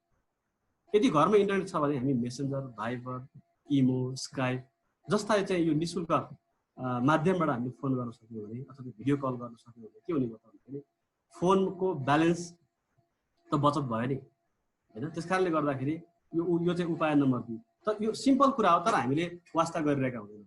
हामीले च्याटिङ चाहिँ इन्टरनेटबाट गरिरहेका हुन्छौँ। फोन गर्न पर्यो भने चाहिँ हामी के गर्छौँ मोबाइलबाट सिधै हामी नम्बर डायल गरेर कुरा गर्छौँ। यसको अर्थ के हो त भन्दाखेरि हामीले यस्ता कुराहरूमा ध्यान दिन सकेका छैनौँ। अलिकति मात्रै ध्यान दिन सक्यो भने के भयो त भन्दाखेरि अब फोनबाट चाहिँ डाइरेक्ट चाहिँ सिमको ब्यालेन्स सकिने गरेर कुरा गर्ने जुन रकम छ त्यो त यसले चाहिँ बचत गराउन सहयोग गर्यो भनेपछि अब हामीले हाम्रा मेम्बरहरूलाई चाहिँ यो कुराहरू किन रिकमेन्ड नगर्ने भन्ने कुरा। उपाय नम्बर 3मा चाहिँ के हो त भन्दाखेरि यदि तपाईँसँग खल्तीमा धेरै पैसा छ, तपाईँको खातामा धेरै पैसा छ भने त्यो बेलामा चाहिँ धेरै पैसा आफूसँग भएको बेलामा चाहिँ खरिद नगर्नुहोस् भनेर चाहिँ मैले रिकमेन्ड गरेको छु। किनभने आफूसँग रकम धेरै भएको बेलामा हामी कुनै सामान किन्न गयौँ भने त्यतिखेर हामी अलिकति हौसिन्छौँ र हाम्रो आवश्यकता के हो भन्ने भन्दा अझै अलिकति बढी हामी खर्च गर्न चाहिँ त्यतातिर चाहिँ हौसिन्छौँ। त्यसले गर्दाखेरि जहिले पनि याद गर्नुपर्ने कुरा चाहिँ के हो भन्दा आफ्नो साथमा धेरै रकम भएको बेलामा चाहिँ सामान खरिद नगर्ने। यो चाहिँ एउटा चाहिँ मन्त्र जस्तो हामीले चाहिँ लिइराख्नुपर्छ। अलिकति आफूसँग रकम कम भएको बेलामा गएर चाहिँ हामीले सामान किन्न गयौँ भने हामी अलिकति कम्प्रोमाइज गर्छौँ। अलिकति कम्प्रोमाइज गर्ने बित्तिकै सामान थोरै किन्नु भनेको के हो त भन्दाखेरि त्यो अप्रत्यक्ष एक प्रकारको बचत नै हो। त्यसले गर्दाखेरि याद गर्नु पर्यो कि हामीले आफ्नो साथमा धेरै रकम भएको बेलामा सामान खरिद नगर्ने। अब उपाय नम्बर 4 चाहिँ के हो त भन्दा सपिङ गर्न जाँदा आफूलाई आवश्यक वस्तुको सूची बनाएर जाने, के सामान चाहिन्छ भनेर यस्तो कतिपयले गर्ने गर्नु भएको छ है। म त सम्झिहाल्छु नि भन्ने हिसाबले जानुहुन्छ धेरै जस्तो मलाई थाहा छ। तर राम्रो चाहिँ के हुँदो रहेछ भन्दाखेरि आफूलाई के सामान चाहिने भन्ने कुरा चाहिँ घरमा सबभन्दा पहिला लिस्ट बनाउने त्यसको, र त्यो लिस्ट लिएर सपिङ गर्न जाने। किन लिस्ट लिएर सपिङ गर्न जाने भन्दाखेरि यदि तपाईँ लिस्ट नलिकन चाहिँ सपिङ गर्न जानुभयो भने तपाईँ पसलमा जाने बित्तिकै त्यो सामान पनि किन्नु लाग्छ, यो सामान पनि किन्नु लाग्छ, र वास्तविक किन्नुपर्ने सामान चाहिँ तपाईँले बिर्सन पनि सक्नुहुन्छ, र तपाईँलाई आवश्यकता पर्ने भन्दा पनि तपाईँले अनावश्यक सामान पनि किन्न पर्ने हुनसक्छ। त्यसले गर्दाखेरि जहिले पनि सपिङ गर्दाखेरि चाहिँ सूची बनाएर जाने र आवश्यक वस्तु मात्रै खरिद गर्ने, मन पर्यो भन्ने बित्तिकै सबै सामानहरू चाहिँ खरिद गरि नहाल्ने। अनि सामान खरिद गर्दाखेरि चाहिँ मूल्यको तुलना गर्ने बानी जहिले पनि गर्ने। एउटै मूल्यको एउटै गुणस्तरको उस्तै सामान एउटा पसलमा त्यसको मूल्य कति छ, अर्को पसलमा कति मूल्य छ भन्ने कुरा चाहिँ जहिले पनि मूल्य तुलना गर्ने, र समान गुणस्तरको सामान सबैभन्दा कम मूल्यमा बिक्री गर्ने बजारबाट खरिद गर्ने। यो सिम्पल कुरा हो, तर हामीले यो कुरालाई याद गर्न सक्यौँ भनेदेखि यसले पनि हामीलाई मितव्यय हुन सिकाउने रहेछ। अर्को उपाय 5 मा चाहिँ अब यो कतिपय मान्छेहरू रोजगारीको सिलसिलामा हुनसक्छ, विभिन्न कारणले गर्दाखेरि सहरमा आएर आफ्नो जीवनयापन गरिरहनु भएको हुन्छ, तर यतिखेर सहरमा बसेर आफ्नो रोजगारी गुमिसकेको अवस्थाहरू हुनसक्छ, दैनिक आम्दानी बन्द भएको अवस्था हुनसक्छ, र त्यस्तो अवस्था छ र सहरमा बस्नलाई गाह्रो छ। त्यस्तो छ भने हामीले आफ्नो गाउँ फर्केर आफूसँग भएको सिप अनुसारको काम गर्न सक्यौँ भने पनि हामी के हुन सक्छौँ भन्दाखेरि सहरमा बसेर ऋण काटेर घरबाट तिर्ने, त्यहाँको चाहिँ दैनिक जीवनयापनका खर्चहरू गर्ने कुराहरूलाई कटौती गर्न सक्छौँ, र आफ्नो गाउँ फर्केर पनि आफ्नो मितव्यय बनाउन सक्छौँ। यो उपाय नम्बर 5 हो। उपाय नम्बर 6 मा साथीभाइ तथा छिमेकीले गरे भनेर तडक भडक त्यस्तै खालको तडक भडक र आडम्बर गर्न नखोज्ने। अब हामीलाई चाहिँ के हुन्छ भन्दाखेरि हामी एउटा चाहिँ तरिकाबाट खर्चहरू गरिरहेका हुन्छौँ, हामी एउटा तरिकाबाट आफ्नो दैनिक जीवनयापन गरिरहेका हुन्छौँ, र साथीभाइहरूले गरेको देखेपछि हामीलाई त्यस्तै किसिमको गर्न मन लाग्छ, त्यस्तै खर्च गर्न मन लाग्छ, त्यस्तै देखासिकी गर्न मन लाग्छ, र त्यो गर्दाखेरि हामीले कहिलेकाहीँ चाहिँ आफ्नो क्षमताभन्दा बढी खर्च पनि गर्न गइरहेका हुन्छौँ। त्यस कारणले गर्दाखेरि जहिले पनि याद गर्नुपर्ने कुरा चाहिँ साथीभाइ र छिमेकीहरूले गरे भनेर त्यस्तै तडक भडक र आडम्बर गर्न खोज्नु हुँदैन, र यो चाहिँ हामीले हाम्रा सदस्यले राम्रोसँग चाहिँ जानकारी गराउनु। अब उपाय नम्बर 7 महामारीमा तपाईँलाई आवश्यक नपर्ने सेवाहरूको नवीकरण रद्द गर्नु। जस्तो कि अहिले तपाईँले कुनै पत्र पत्रिकाको चाहिँ सब्सक्रिप्सन चाहिँ रिन्यू गर्नुपर्ने अवस्था छ भनेदेखि त्यसलाई चाहिँ रिन्यू नगर्नुहोस्। जिम जानु भएको छ, जिम त अहिले बन्द भएर चाहिँ जान सक्नु भएको छैन, त्यसको त्यो सब्सक्रिप्सन चाहिँ तपाईँ रिन्यू नगर्न सक्नुहुन्छ। कुनै अनलाइन सेवाहरू लिइराख्नु भएको छ भनेदेखि त्यसलाई चाहिँ रद्द गर्न सक्नुहुन्छ, किनभने आवश्यक नभएका सेवाहरू जुन कुरा चाहिँ हामीले याद नगरिकन बसिरहेका छौँ, तर खर्च त्यसले चाहिँ एउटा चाहिँ नजानिदो पारामा खर्च गरिरहेको छ भने अलिकति हामी त्यसमा केयर गर्न सक्यौँ भने हामीले ती सर्भिसहरू रद्द गरेर पनि हामी आफ्नो खर्चहरू घटाउन सक्छौँ। उपाय नम्बर 7। उपाय 8 अब क्रेडिट कार्डहरू प्रयोगहरू दिनानुदिन बढिरहेको छ। हामीले पनि हाम्रा सदस्यहरूलाई चाहिँ यो प्रविधिमा आधारित सेवाहरूमा अग्रसर गराइरहेका छौँ, र सँगसँगै हामीले के सिकाउनु पर्छ भने क्रेडिट कार्डहरूको धेरै प्रयोग नगर्नको लागि चाहिँ हामीले यो महामारीको बेलामा विशेष गरी हाम्रा सदस्यहरूलाई हामीले चाहिँ सुझाउन सक्नुपर्छ। हामी आफै पनि यसमा चाहिँ अभ्यस्त हुन जान्नुपर्छ, र अत्यावश्यक नभइकन क्रेडिट कार्डबाट चाहिँ रकम ननिकाल्ने बानीहरू चाहिँ गर्नुपर्छ। किनभने तपाईँसँग क्रेडिट कार्ड छ भन्नुको अर्थ के हो त भन्दाखेरि तपाईँसँग चाहिँ केही त्यो क्रेडिट कार्डले तपाईँसँग खर्च गर्नको लागि तपाईँसँग क्षमता छ भन्ने कुरा हो, तर त्यो खर्च गरेको रकम चाहिँ क्रेडिट कार्डमा खर्च गरेको रकम त तिर्नुपर्छ भनेको त्यो एक प्रकारको ऋण जस्तै हो। भनेपछि क्रेडिट कार्डको प्रयोग गर्नलाई नियन्त्रण गर्ने पनि एउटा चाहिँ मितव्यय हुने उपाय हो। र विशेष गरी क्रेडिट कार्डबाट चाहिँ कहिलेकाहीँ आफ्नो खातामा ब्यालेन्स नभए पनि रकमहरू निकाल्न मिल्ने हुन्छ, तर त्यो रकमहरू निकाल्दै गर्दाखेरि निकाल्ने बित्तिकै त्यसका के चार्जेसहरू कटाएर मात्र हाम्रो चाहिँ हातमा रकमहरू उपलब्ध हुन्छ। त्यस्तै गरी त्यसको चाहिँ सर्टेन इन्ट्रेस्टहरू तिर्नुपर्ने हुन्छ। त्यस कारणले गर्दाखेरि आवश्यक नपरिकन म क्रेडिट कार्डबाट रकम निकाल्न पाइहाल्छु नि भन्ने हिसाबले हतनपत्त रकम निकाल्ने बानी गर्नु हुँदैन। यो उपाय नम्बर 8 भयो। उपाय नम्बर 9 मा किताब तथा पत्र पत्रिकाहरूको लागि चाहिँ पुस्तकालय वा अनलाइन सुविधाहरूको प्रयोग गरेर सिधै खरिद गरेर चाहिँ त्यसलाई चाहिँ प्रयोग गर्नुको सट्टामा आजकल अनलाइन संस्करणहरू हामी धेरै प्रयोग गर्न सक्छौँ। त्यस्तै गरी लाइब्रेरीहरूको प्रयोग गर्न सक्छौँ। यो एउटा उपाय हुनसक्छ। त्यस्तै गरी अर्को चाहिँ उपाय 10 मा रेस्टुरेन्टको खाना कम खाने र घरमै खानाको विभिन्न परिकारहरू बनाउने। आजकल त के छ भन्दाखेरि भेराइटीका सामानहरू हामी के अरे खानेकुराहरू चाहिँ घरमै बनाएर खान सक्ने अवस्था छ। युट्युबले धेरै कुराहरू हामीलाई गाइड गरिरहेको छन् र पहिला जस्तो अवस्था छैन। त्यस कारणले गर्दाखेरि यो एउटा उपाय हुनसक्छ।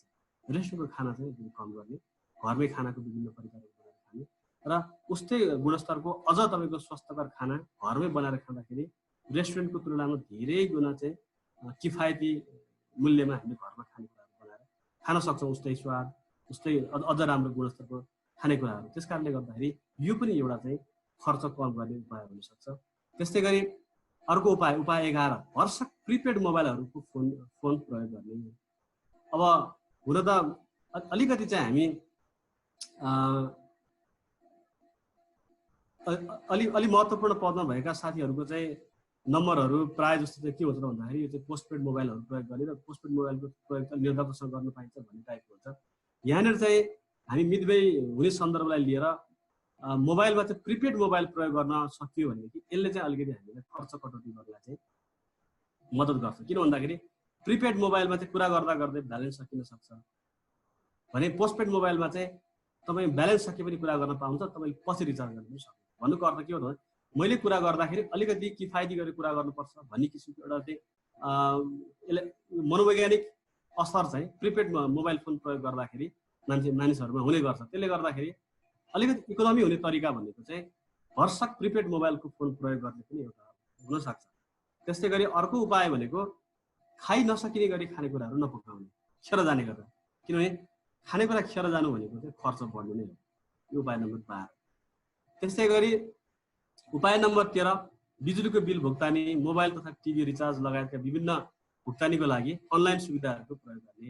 यो अनलाइन सुविधाको प्रयोग गरेपछि के हो त भन्दाखेरि बिजुलीको बिल भुक्तानी गर्नको लागि चाहिँ आफ्नो सवारी साधन होस् अथवा चाहिँ कुनै सार्वजनिक सवारी साधनको प्रयोग गरेर चाहिँ हामी जानु परेन। त्यसको अर्थ के हो त भन्दाखेरि हामीले यातायात तथा इन्धनमा लाग्ने खर्चहरूको यहाँ बचत गर्न सक्छौँ अनलाइन सुविधाहरूको प्रयोग मार्फतबाट। है अब उपाय 14 मा चाहिँ आफूलाई व्यस्त बनाउने खर्च गर्ने समय तपाईसँग कम हुन्छ व्यस्त बनाउँदाखेरि। अब व्यस्त भन्नाले चाहिँ के हो त भन्दाखेरि शारीरिक गतिशीलता र मानसिक स्थिरताको कुरा हो। आजकल मान्छेहरू के हुन थालेका छन् त भन्दाखेरि मानसिक रूपले चाहिँ एकदमै चञ्चल हुन थालेका छन्। घरि मान्छेको मन कता पुग्छ, घरि कता पुग्छ, घरि के सोच्छ, घरि के सोचिरहेको हुन्छ। एकदमै धेरै कुराहरू मनमा खेलिरहेको हुन्छ। मन एकदमै चञ्चल बनाइरहेका छन् आजकल मान्छेहरूले भने शरीरलाई चाहिँ स्थिर बनाइरहेका छन्। जुन कि हामी स्वस्थ हुनको लागि हुनुपर्ने चाहिँ त्यसको उल्टो हो। शरीरलाई के गतिशील बनाउन जरुरी छ। विभिन्न किसिमको व्यायाम, योग, प्राणायाम गरेर कुनै कामहरू गरेर आफ्नो चाहिँ खेतबारीको कामहरू त्यस्ता खालको कामहरू गरेर शरीरलाई चाहिँ गतिशील बनाउन आवश्यक छ र मस्तिष्कलाई चाहिँ जहिले पनि शान्त र स्थिर बनाउन आवश्यक छ। यो चाहिँ तपाईँको व्यस्त हुने भने चाहिँ त्यसरी व्यस्त हुने कुराहरू हो र आफू जति बढी व्यस्त भयो त्यति धेरै हामीसँग चाहिँ खर्च गर्ने समय कम हुन्छ। त्यसले गर्दाखेरि एकदमै लिजर बस्ने समय धेरै भयो, व्यस्त बनाउन सकिएन भनेदेखि चाहिँ हामीले खर्च गरौँ जस्तो अलिकति के सामान किनेर ल्याउँ, अझै के चाहिँ बढी खर्च गरौँ, विभिन्न परिकारहरू बनाउँ, यो कुरा चाहिँ मा चाहिँ हामी खर्च गरौँ भन्ने किसिमको हुन जाँदो रहेछ। त्यस कारणले गर्दाखेरि उपाय यो एउटा चाहिँ आफूलाई व्यस्त बनाउने एउटा उत्तम उपाय हुनसक्छ निर्णय बनाउनको लागि। र अर्को उपाय भनेको यो उपाय नम्बर 15 छोटो दूरीको यात्रा गर्न सवारी साधनको प्रयोग गर्ने। सवारी साधनको प्रयोग गर्ने भनेको इन्धन खर्च गर्ने हो। इन्धन खर्च गर्नु भनेको के हो भन्दाखेरि त्यो चाहिँ खर्च बढ्नु हो। त्यस कारणले गर्दाखेरि हाम्रो बानी कस्तो भइसक्यो भन्दाखेरि 500 मिटरको दूरीमा कुनै काम गर्न जानु छ भने आफ्नो घरमा भएको मोटरसाइकल अथवा गाडी टक्क लिएर जाने र हामीलाई चाहिँ थोरै पनि हिँड्ने बानी बिस्तारै हराउँदै गइरहेको अवस्था छ। त्यसले गर्दा हामीले यो कुरा मात्रै याद गर्न सक्यौँ भने पनि हाम्रो केही रकम बचत हुन सक्छ। र त्यस्तै गरी उपाय 16 रहरले होइन आवश्यकताले लत्ता कपडा किन्ने। कपडा किन्दा रङ र डिजाइन भन्दा गुणस्तर र मूल्यलाई प्राथमिकता हुन्छ। मान्छेका आवश्यकताहरू रहरहरू हुन्छन्, विभिन्न फेसन डिजाइनहरूमा मान्छेहरूको रुचि हुनसक्छ। तर यतिखेर हामीले हाम्रो आवश्यकतालाई ध्यान दिने, रहर, इच्छा, आकाङ्क्षा होइन त्यस्तोलाई भन्दा पनि अलिकति हाम्रो आवश्यकतालाई ध्यान दिन सक्यौँ भने पनि हामीले आफ्नो चाहिँ लत्ता कपडामा हुने खर्चहरूलाई कमी गर्न सक्छौँ। उपाय 17 यसमा चाहिँ हरेक दिनको खानामा पैसा बचत गर्ने उपाय छ, जुन चाहिँ थोरै खाना बढी भयो भने पनि त्यसलाई नफाल्ने। हाम्रो घरमा फ्रिज हुन सक्छ होइन, फ्रिजको प्रयोगद्वारा चाहिँ हामीले चाहिँ खानाको पुनः प्रयोग गरेर चाहिँ पैसाहरूको बचत गर्न सकिन्छ। यो पनि एउटा उपाय हुनसक्छ। यो चाहिँ अब बिहान बनाएको खाना बेलुका खाँदाखेरि पनि स्वास्थ्यकर हुँदैन। ठिक छ, त्यसलाई राम्रोसँग चाहिँ सुरक्षित गर्न सकिएन, प्रिजर्भ गर्न सकिएन भने त्यो खानेकुरा खानु स्वास्थ्यकर नहोला। तर यदि त्यसलाई प्रिजर्भ गर्न सक्ने हामीसँग चाहिँ व्यवस्था छ भने त्यो खानेकुराहरू फाल्ने गर्नु हुँदैन। त्यो खानेकुरालाई पुनः प्रयोग गरेर हामीले चाहिँ त्यो खाना बचाउनु भनेको पनि पैसा बचाउनु नै हो। अब अर्को उपाय भनेको चाहिँ पानी प्रशोधन गर्ने मेसिन घरमै राखेर धारा वा कुवाको पानी प्रशोधन गर्न पिउने। सानो कुरा चाहिँ हेर्नुहोस् त होइन, तर सकभर चाहिँ पानी किनेर नपिउने। पानी किनेर पिउने भनेको चाहिँ के हो भने खर्च बढाउने। तपाईँले घरमा पानी प्रशोधन गर्ने चाहिँ मेसिन राख्नुभयो भने सधैँभरि तपाईँले चाहिँ कुवाको अथवा चाहिँ धाराको पानी प्रशोधन गरेर घरमा पिउन सक्नुभयो, बोतलको पानी किनेर खानुपर्ने आवश्यकता रहँदैन। यो एउटा चाहिँ उपाय हुन सक्छ है। अब उपाय 19मा आफ्नो बालबालिकालाई निजी विद्यालयमा पढाउन गाह्रो भएमा सरकारी विद्यालयमा पढाउनु। लकडाउन भएको छ, महामारीले चाहिँ हामीलाई एकदमै प्रभाव पारेको छ, हाम्रो आम्दानी बन्द भएका छन्। अहिले पनि यदि तपाईँ सक्नुहुन्न भने जबरजस्ती निजी विद्यालयमा पढाउनै पर्छ भन्ने छैन। यसबाट कसैलाई चाहिँ यसको असर पर्ने क्षमता यो रिकमेन्डेसन हो होइन। त्यस कारणले गर्दाखेरि चाहिँ यस्तो अवस्था छ भने सरकारी विद्यालयमा आफ्ना केटाकेटीहरूलाई पढाउन सकिन्छ। यसले पनि के गर्छ, थोरै खर्च भए पनि आफ्नो केटाकेटीको शिक्षालाई अगाडि बढाउन सकिन्छ। त्यस्तै गरी अर्को उपाय भनेको अफिस जानेहरूले अब भर्छ घरबाटै खाजा टिफिन बक्समा लिएर जाने र घरको खाजा खान सुरु गर्न थाल्नुभयो भने खाजा खर्चमा हुने त्यो जुन रकम छ त्यो कटौती हुन्छ र के रकम चाहिँ जगडा रकम निस्किन सक्छ। यो अर्को चाहिँ उपाय हो। त्यस्तै गरी उपाय 21मा भोज भत्ता तथा पार्टीको खर्चहरू कम गर्न पर्छ अब होइन। किन भन्दाखेरि मैले अघि नै भनिसकेँ, यो लकडाउनको कारणले गर्दाखेरि हामी खर्च कटौती कसरी गर्ने, आम्दानी बन्द भइसकेको अवस्था छ, आम्दानी कटौती भएको अवस्था छ। हामी त्यो कुराले चिन्तित छौँ भनेदेखि अब हामी भोज भत्ता पार्टीमा गर्ने खर्च चाहिँ कम गर्ने एउटा उपाय हुनसक्छ। त्यस्तै गरी उपाय 22मा व्यक्तिगत श्रृङ्गारका सामग्रीको प्रयोग घटाउने। यो विशेष गरी हामी दिनौँ जुन चाहिँ श्रृङ्गारका सामग्रीहरू प्रयोग गर्ने गर्छौँ त्यसको प्रयोग पनि केही घटाउन हामी सक्छौँ। जस्तो कि फेसियल गर्न हामी चाहिँ ब्युटी पार्लरहरू जाने गर्छौँ, थ्रेडिङ गर्न जाने गर्छौँ। यो फेसियल गर्ने, थ्रेडिङ गर्ने घरेलु उपायहरू पनि हुँदो रहेछ। कसरी चाहिँ हामी चाहिँ घरमै बसेर कस्ता कस्ता कुराहरू राखेर चाहिँ पेस्टहरू बनाउन सक्छौँ भन्ने पनि तरिकाहरू हुँदो रहेछ। त्यस्तो तरिकाहरूको खोजी गर्ने र घरमै बसेर चाहिँ व्यक्तिगत श्रृङ्गारका चाहिँ फेसियल तथा थ्रेडिङका उपायहरू गर्नाले पनि हाम्रो खर्च चाहिँ कटौती हुनसक्छ। त्यस्तै गरी अर्को उपाय थोरै परिमाणमा, उपाय नम्बर 23, थोरै गरेर चाहिँ सामान धेरै पटक नकिन्ने।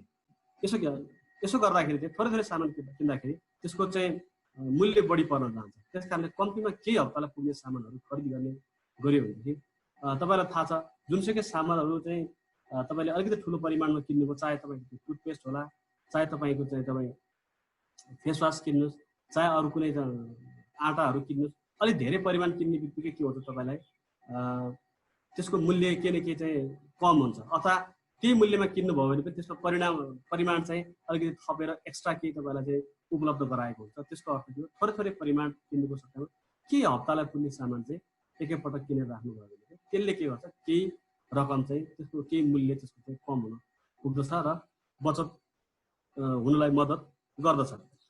र अर्को चाहिँ यो चाहिँ उपाय 24, सामान खरिद गर्दा मोलतोल गर्ने, डिस्काउन्ट माग्ने र खरिद गरिएको सामानको बिल वा सूची लिने गर्नुपर्छ। अब हाम्रो कतिको चाहिँ बार्गेनिङ गर्ने चाहिँ हामीले गरेका छौँ। बार्गेनिङ गर्ने गर्दाखेरि विशेष गरी धेरै ठाउँमा बार्गेनिङ गरियो भने हामी सपिङ मलहरूमा जाँदा बार्गेनिङ गर्छौँ।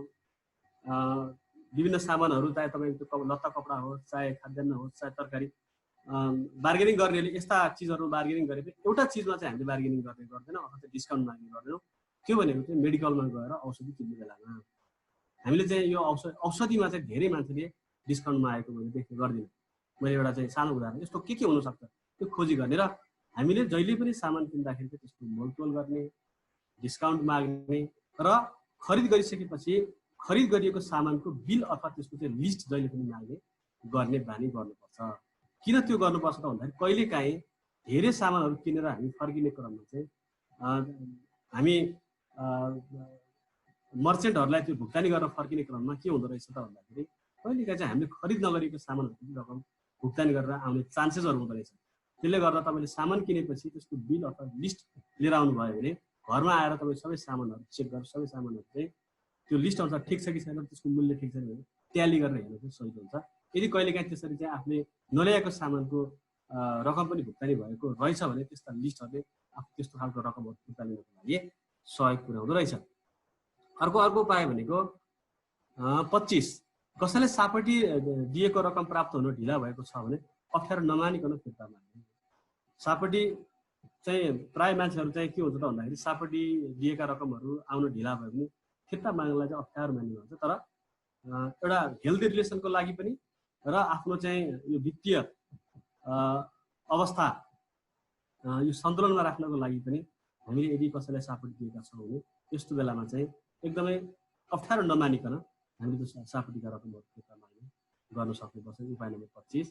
अब अर्को रह्यो उपाय 26 प्रयोग नभएका आफूसँग भएका सामानहरू बिक्री गर्ने। त्यतिकै फालेर राख्ने, चढाएर राख्नुको सट्टामा यदि बिक्री हुन सक्छ जस्तो कि हामीले प्रयोग गर्दै गरेको चाहिँ मोबाइलहरू हामीसँग धेरैवटा सेटहरू छ कि एउटा दुईवटा सेटहरू घरमा अब प्रयोग हुन छोडेको छ।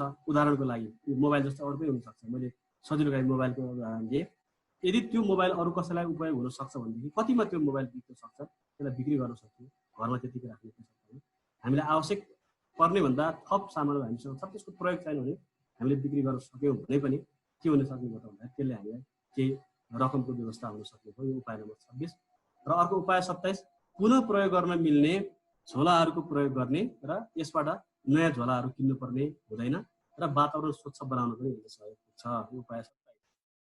उपाय 28 जङ्क फुडहरूलाई निरुत्साहित गर्ने।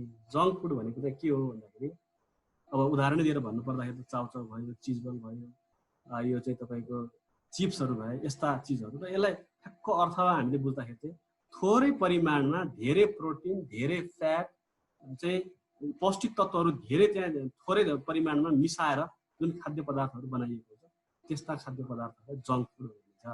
जस्तो कि खाना त्यो खाद्य पदार्थको परिमाण छ जम्मा 100 ग्राम, त्यो 100 ग्रामभित्र त्यहाँ विभिन्न किसिमका प्रोटिन तत्त्वहरू, भिटामिनहरू त्यसमा मिक्स गरिएको छ भनेदेखि चाहिँ त्यो चाहिँ खानाको परिमाण भन्दा भिटामिनका त्यहाँ तत्त्वहरू बढी, त्यस्ता खालका चाहिँ फुडहरूलाई चाहिँ के हो त भन्दा जङ्क फुड भनिन्छ। र त्यसले हाम्रो शरीरलाई पनि राम्रो गर्दैन। र अर्को कुरा के गर्छ भन्दाखेरि त्यसमा एउटा चाहिँ यो जङ्क फुडहरूको प्रयोग गर्ने बानीले गर्दाखेरि मान्छेहरूलाई यो सामान्य जुन एउटा मेनुको खाना खाइसकेपछि पनि त्यो चाहिँ खाउँ खाउँ लाग्ने र त्यसमा एउटा खालको लत जस्तो बस्ने पनि भएको कारणले गर्दाखेरि यसले खर्च बढाउँछ। र हामीले यतिखेर जङ्क फुडलाई हामीले निरुत्साहित गर्न सक्यौँ भने पनि हामी के निक्लिने हुन सक्छौँ। त्यस्तै गरी उपाय 29 मा चाहिँ खानेपानी, बिजुली, टेलिफोन आदिको बिल समयमा भुक्तानी गरेर छुट पाउने। छुट पाउने भनेको पनि त्यो एक प्रकारको बचत हो। तपाईँले बिजुलीको बिल भुक्तानी गर्दै गर्दाखेरि चाहिँ 100 रुपियाँ छुट पाउनु भयो भनेको अर्थ के हो त तपाईँसँग 100 को बचत भयो भने बुझ्नु। त्यसले गर्दा जहिले पनि चाहे त्यो घरको होस्, चाहे चाहिँ कार्यालयको होस्, चाहे चाहिँ तपाईँको फ्याक्ट्रीको, पसलको, जहाँसुकैको होस्, खानेपानी, बिजुली, टेलिफोनको बिल तिर्दा जहिले पनि हामीले छुट पाउने गरेर तिर्ने हामीले प्रयत्न गर्नुपर्छ। छुट पाउनु भनेको नै बचतहरू हामी मिल्ने हो। त्यस्तै गरी अर्को भनेको उपाय 30 स्वस्थ आहार विहार गर्ने, व्यायाम, योग गर्ने, शरीर र मन दुवै शुद्ध राख्ने। यो सबै के को लागि गर्ने भन्दाखेरि हामी हेल्दी हुने र हेल्दी भइसकेपछि उपचार खर्चहरू चाहिँ कम लाग्छ र हामी मितव्ययी हुन सक्छौँ। उपाय नम्बर 30। अब अर्को छ इन्धनको बचत गर्ने। इन्धनको बचत हुनसक्छ ग्यास हुनसक्छ, त्यो हुनसक्छ दाउरा हुनसक्छ, मट्टितेल हुनसक्छ, के हुनसक्छ। एउटा उपाय चाहिँ के हुन सक्छ भन्दाखेरि हामी चाहिँ चाहिने बित्तिकै प्याट्ट चाहिँ आगो बाल्ने, धेरै पटक आगो बाल्ने, धेरै पटक चुलो बाल्ने, पकाउने गर्छौँ होइन। त्यो कुरालाई हामीले चाहिँ अलिकति व्यवस्थापन गर्न सक्यौँ भने दिनमा 2 पटक चुलो बाल्ने, चाहे त्यो ग्यास होस् चाहे अरू कुनै प्रकारको चुलो होस्, 2 पटक चुलो बाल्ने। 2 पटक बालिसकेपछि त्यो चुलोले चुलोमा पकाएको खानेकुरा दिनभरिलाई चाहिँ के चाहिँ आवश्यकता पर्छ त्यो सबै चाहिँ 2 पटकको पकाइसक्ने। जस्तो तातो पानी हामीलाई बेला बेलामा आवश्यक होला, अहिले हामीले बेला बेलामा तातो पानी खाइराख्नुपर्छ। त्यसको चाहिँ के गर्नुपर्छ, गर्नु उपयुक्त हुन्छ त भन्दाखेरि पटकै पछि तातो पानी तताउँदै खानुको सट्टामा त्यो तातो पानी तताएर चाहिँ थर्मस जस्ता चाहिँ लामो समयसम्म चाहिँ तातो पानीलाई तातै राख्ने वस्तुहरूमा हामीले चाहिँ त्यसलाई चाहिँ राख्न सक्छौँ। भन्नुको अर्थ के भन्दाखेरि इन्धनहरूको बचत गरेर पनि हामी मितव्ययी हुन सक्छौँ भन्न खोजेको हो। त्यस्तै गरी उपाय 32 मा पाहुनाहरूको स्वागत सत्कार आफ्नो क्षमता अनुसार गर्ने, आफ्नो क्षमताभन्दा बढी त्यसमा खर्च गर्न थाल्नु भनेको चाहिँ हामी एकदमै बचत गर्ने क्षमता कम हुनु हो। हाम्रो बजेट चाहिँ एकदमै नेगेटिभतिर जान सक्छ यसो गर्दाखेरि। अर्को चाहिँ भनेको उपाय 33मा भर्सक मादक पदार्थको सेवन नगर्ने। भर्सक भन्नु भने चाहिँ यो त नगर्ने भनेर पनि भन्न सकियो, तर अब नगर्ने मात्रै भन्दाखेरि पनि कस्तो भएको देखियो भन्दाखेरि नगर्ने भन्ने त्यो एउटा मन्त्र जस्तो मात्रै पनि मान्छेले गरिरहेको हुन्छ। त्यसले गर्दाखेरि यहाँ अलिकति उपाय चाहिँ मैले के भन्नु भन्दाखेरि भर्सक मादक पदार्थको सेवन नगर्ने, सेवन गर्नु पर्यो भने चाहिँ रेस्टुरेन्ट अथवा बारमा गएर घरमा बसेर सेवन। त्यसो गर्दाखेरि के हुने रहेछ भन्दाखेरि उति नै परिमाण उति नै गुणस्तरको अझ स्वस्थकर तरिकाबाट चाहिँ थोरै मूल्यमा त्यस्ता खालका पदार्थहरू मादक पदार्थहरू घरमा, चाहे त्यो बियर होला, चाहे त्यो केही ककटेल्सहरू बनाएर खाने कुराहरू होला, चाहे विस्की होला, त्यस्तो चिज चाहिँ घरमै बसेर चाहिँ त्यसलाई बनाएर खाँदाखेरि त्यो चाहिँ एकदमै सस्तो पर्ने राम्रो रहेछ। यो थोरै मूल्यमा त्यस्तो चाहिँ पदार्थहरू सेवन गर्न सक्ने बनाउनु भनेको पनि हामी चाहिँ मितव्ययी हुने एउटा चाहिँ उपाय हो। त्यस्तै गरी अर्को भनेको चाहिँ खानामा स्वादभन्दा पोषण र स्वास्थ्यलाई ध्यान दिने, भर्सक शाकाहारी खानाहरू बढी खाने। अब मांसाहारी खानाको कारणले गर्दाखेरि आज चाहिँ धेरै हेल्थका चाहिँ थ्रेट्सहरू छन् भन्ने कुराहरू हामी बुझिसकेका छौँ। अर्को उपाय 35मा साबुन, स्याम्पू, सरफहरूको किफायती प्रयोग गर्ने। जस्तो यो सिम्पल कुराहरू हो, तर हामीले एकदमै व्यवस्था गरेको कारणले गर्दाखेरि यो नजानिदो पाराबाट हाम्रो खर्च बढिएको। हामीले 2 पटक स्याम्पू लगाएर चाहिँ नहुँदा पुग्छ भने हामी 3 पटक 4 पटक पनि लगाइरहेका हुन्छौँ। यस्तो सानो कुराहरू महत्त्वपूर्ण हुन सक्छ। त्यसले गर्दाखेरि यो साबुन होला, स्याम्पू होला, सरफहरूको होला, यसको किफायती प्रयोग गर्न सक्यो भने पनि मितव्ययी हुने त्यो एउटा उपाय हुनसक्छ, त्यो सहयोगी हुनसक्छ। र प्रयोग गरिसकेपछि त्यो खेर नजानी गरेर त्यसलाई चाहिँ सुक्खा ठाउँहरूमा लगेर राख्ने गर्न सक्नुपर्छ। त्यस्तै गरी अर्को भनेको विद्युतीय सामानहरूको प्रयोग नभएको बेलामा बन्द गर्ने। हामीले बिर्सिन्छौँ, त्यो बिजुली बत्ती बाल्न पर्ने नपर्ने थाहा छैन, तर हामी कोठामा छिर्ने बित्तिकै चाहिँ बत्तीका स्विचहरू अन गर्ने, त्यस पछाडि काम सकिसकेपछि त्यसलाई अफ गरेर बिर्सिने। ल्यापटप तथा मोबाइलका चार्जरहरू जहिले पनि तपाईँको त्यो पावर प्लगमा जोडेर राख्ने, जसले गर्दाखेरि त्यहाँ केही न केही त्यसले चाहिँ एनर्जी खपत गरिरहेको हुन्छ। हामीसँग प्रिन्टर होला अफिसमा, अरू विभिन्न इक्विपमेन्ट होला, के हुन्छ त त्यो पावर प्लगमा जोडिरहेका हुन्छौँ, तर त्यसलाई हामी काम सकिएपछि पनि त्यसलाई अफ गर्दैन। त्यसले पनि के गरेर त्यो इन्धनहरूको चाहिँ खपत गरिरहेको हुन्छ। त्यसले गर्दा विद्युतीय सामानहरूको प्रयोग नभएको बेलामा त्यसलाई बन्द गर्ने बानी चाहिँ गर्नुपर्छ। यो एउटा अर्को उपाय हो।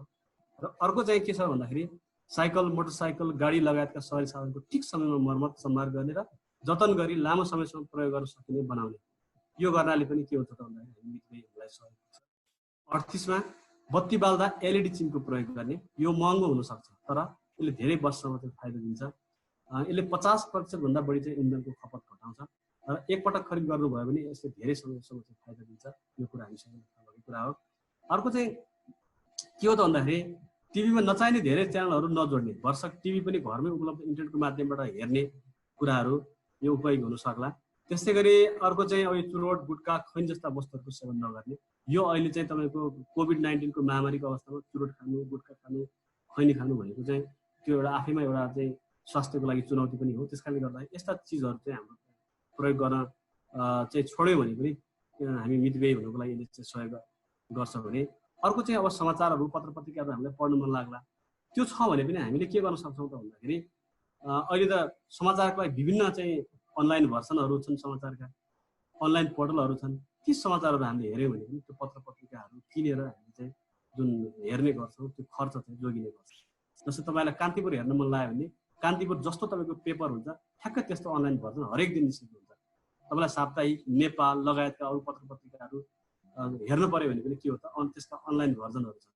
जुन कुरा के हो त एउटा कान्तिपुर किन्नको लागि तपाईँले 10 रुपियाँ खर्च गर्नुपर्छ भने त्यो खर्च नगरिकन आफूसँग घरमा उपलब्ध इन्टरनेटको माध्यमबाट सबै कुराहरू सक्नुभयो। यो एउटा उपाय हो। र अर्को उपाय भनेको बाहिरी मनोरञ्जन जस्तै पिकनिक, सिनेमा घर, फन पार्क, पौडीमा जान कम गर्ने हामी गर्न सक्छौँ। त्यसले पनि हाम्रो खर्च कम हुन सक्छ भनेदेखि। र अर्को भनेको बचतका लागि सजिलै झिक्न मिल्ने र सजिलै झिक्न नमिल्ने किसिमका खाताहरूमा रकम जम्मा गर्ने। सजिलै झिक्न मिल्ने खातामा जम्मा गर्दाखेरि हामीलाई खर्च गर्न मन लाग्ने बित्तिकै त्यो झिकेर हामी खर्च गर्न सक्छौँ। अलि लामो समय हामी चाहिँ साँच्चीकै हामी बचत गर्न चाहन्छौँ भनेदेखि केही झिक्न नमिल्ने खाताहरूमा हामी चाहिँ रकमहरू जम्मा गर्नुपर्छ, जसले गर्दाखेरि हामीले एउटा प्रयत्न गर्ने बित्तिकै एकपटक प्रयत्न गर्ने बित्तिकै खाताबाट रकम झिक्न सक्दैन र त्यो झिक्न नसके बित्तिकै केही समयसम्म त्यो बचत भएर बस्छ। यो उपाय अर्को हुनसक्छ भने अनि पहिलो मितव्ययी हुने शर्त भनेको के हो त भन्दाखेरि आम्दानीबाट पहिले बचत गर्ने। जहिले पनि यो खर्च गरौँला, अरू हाम्रो सोख पुरा गरौँला, आफ्नो इच्छा आकाङ्क्षाहरू पुरा गरौँ, बाँकी भएपछि गरौँला बचत, आवश्यकतै ठुलो छ भन्ने कुराहरू भन्दा पनि के हो त भन्दा हामीले आम्दानीबाट पहिले नै बचत गर्ने बानीको चाहिँ विकास गर्नु उपयुक्त हुन्छ भन्ने कुरा हो। उपाय 44 र 45 मा परिवारका सबै सदस्यहरूले छलफल गरी वित्तीय लक्ष्य बनाउने। हामीले चाहिँ अब के चाहिँ कुराहरू प्राप्त गर्छौँ, अबको 1 वर्ष पछाडि हाम्रो आम्दानी कति हुन्छ हैन, त्यस पछाडि हामी कस्ता खालका वित्तीय लक्ष्यहरू प्राप्त गर्न चाहन्छौँ भन्ने कुराहरू सबैजना सल्लाह गरेर बनाउने र त्यो आफूले तय गरेको, आफ्नो परिवारले तय गरेको वित्तीय लक्ष्य पुरा गर्नको लागि धेरैभन्दा धेरै मेहनत गर्ने र सबैले मेहनत गर्ने। र अर्को उपाय भनेको परिवारमा कमाउन सक्ने सबै व्यक्तिले कमाउने प्रयास गर्ने। सबैजना चाहिँ श्रम गर्न योग्य मान्छेहरू छन्, तर सीमित मान्छे 1 जना अथवा 2 जनाले मात्रै कमाएर अरूको श्रम त्यतिकै निष्क्रिय राख्यो भनेदेखि पनि त्यो मान्छे समृद्ध हुन सक्दैन भन्नुहुन्छ। त्यसकारणले गर्दा घरमा कमाउन योग्य मान्छे, श्रम गर्न योग्य मान्छे, श्रम गर्न सक्ने मान्छे जति छन् ती सबै मान्छे धेर थोर कमाउने बाटोमा लाग्नुपर्छ, कमाउने प्रयास गर्नुपर्छ भन्ने कुरा हो। अर्को चाहिँ के हो त कमाउने जति सबैले चाहिँ मितव्ययी हुने प्रयास गर्ने, कमाएर मात्र पनि पुगेन मितव्ययी हुनलाई, सबैजनाले चाहिँ कसरी मितव्ययी हुने भन्ने कुराहरू पनि सँगसँगै हामीले बुझ्नु जरुरी हुन्छ। उपाय 46।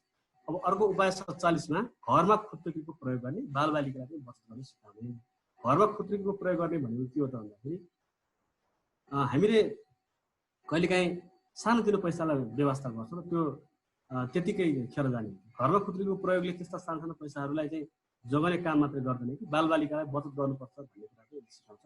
मितव्ययी हुने एउटा उपाय भनेको घरमा हरेक मान्छेले चाहिँ एउटा खुद्दुकी, अब आजकल त सहकारी संस्थाहरूले खुद्दुकी बचतहरू अफर गरिरहेका हुन्छन्, सहकारीहरूले प्रदान गरेको खुद्दुकी लगेर घरमा राख्ने हामीले बानी गर्न सक्ने भनेको त्यो चाहिँ एउटा मितव्ययी हुने उपाय हुनसक्छ। र अर्को हामीले यदि ऋण लिएका छौँ भने समयमै ब्याज भुक्तानी गरेर सकेसम्म छुट प्राप्त गरेर ऋणमा हर्जा तिर्नुपर्ने अवस्था हुन नदिने। यो गर्न सक्नु भनेको पनि के हो त हामी मितव्ययी हुनु हो। त्यस्तै गरी अब 2टा बाँकी छ। अनुत्पादनमूलक कामका लागि ऋण नलिने, आवश्यक नपरेको ऋण नलिने। किन ऋण लिनु भनेको चाहिँ ब्याज खर्च बढाउनु हो। त्यसकारणले गर्दा ऋण लिनुपर्छ, ऋण नलिकन त को चाहिँ ठुलो भएको छ र भन्ने कहिलेकाहीँ हाम्रो मनमा लाग्न सक्छ। तर आवश्यक नपरिकन ऋण लिएर लगानी गरेर त्यसको प्रतिफल आउने कुनै ठोस योजना नभइकन हामीले ऋण लिएर त्यसलाई चाहिँ गर्नु हुँदैन।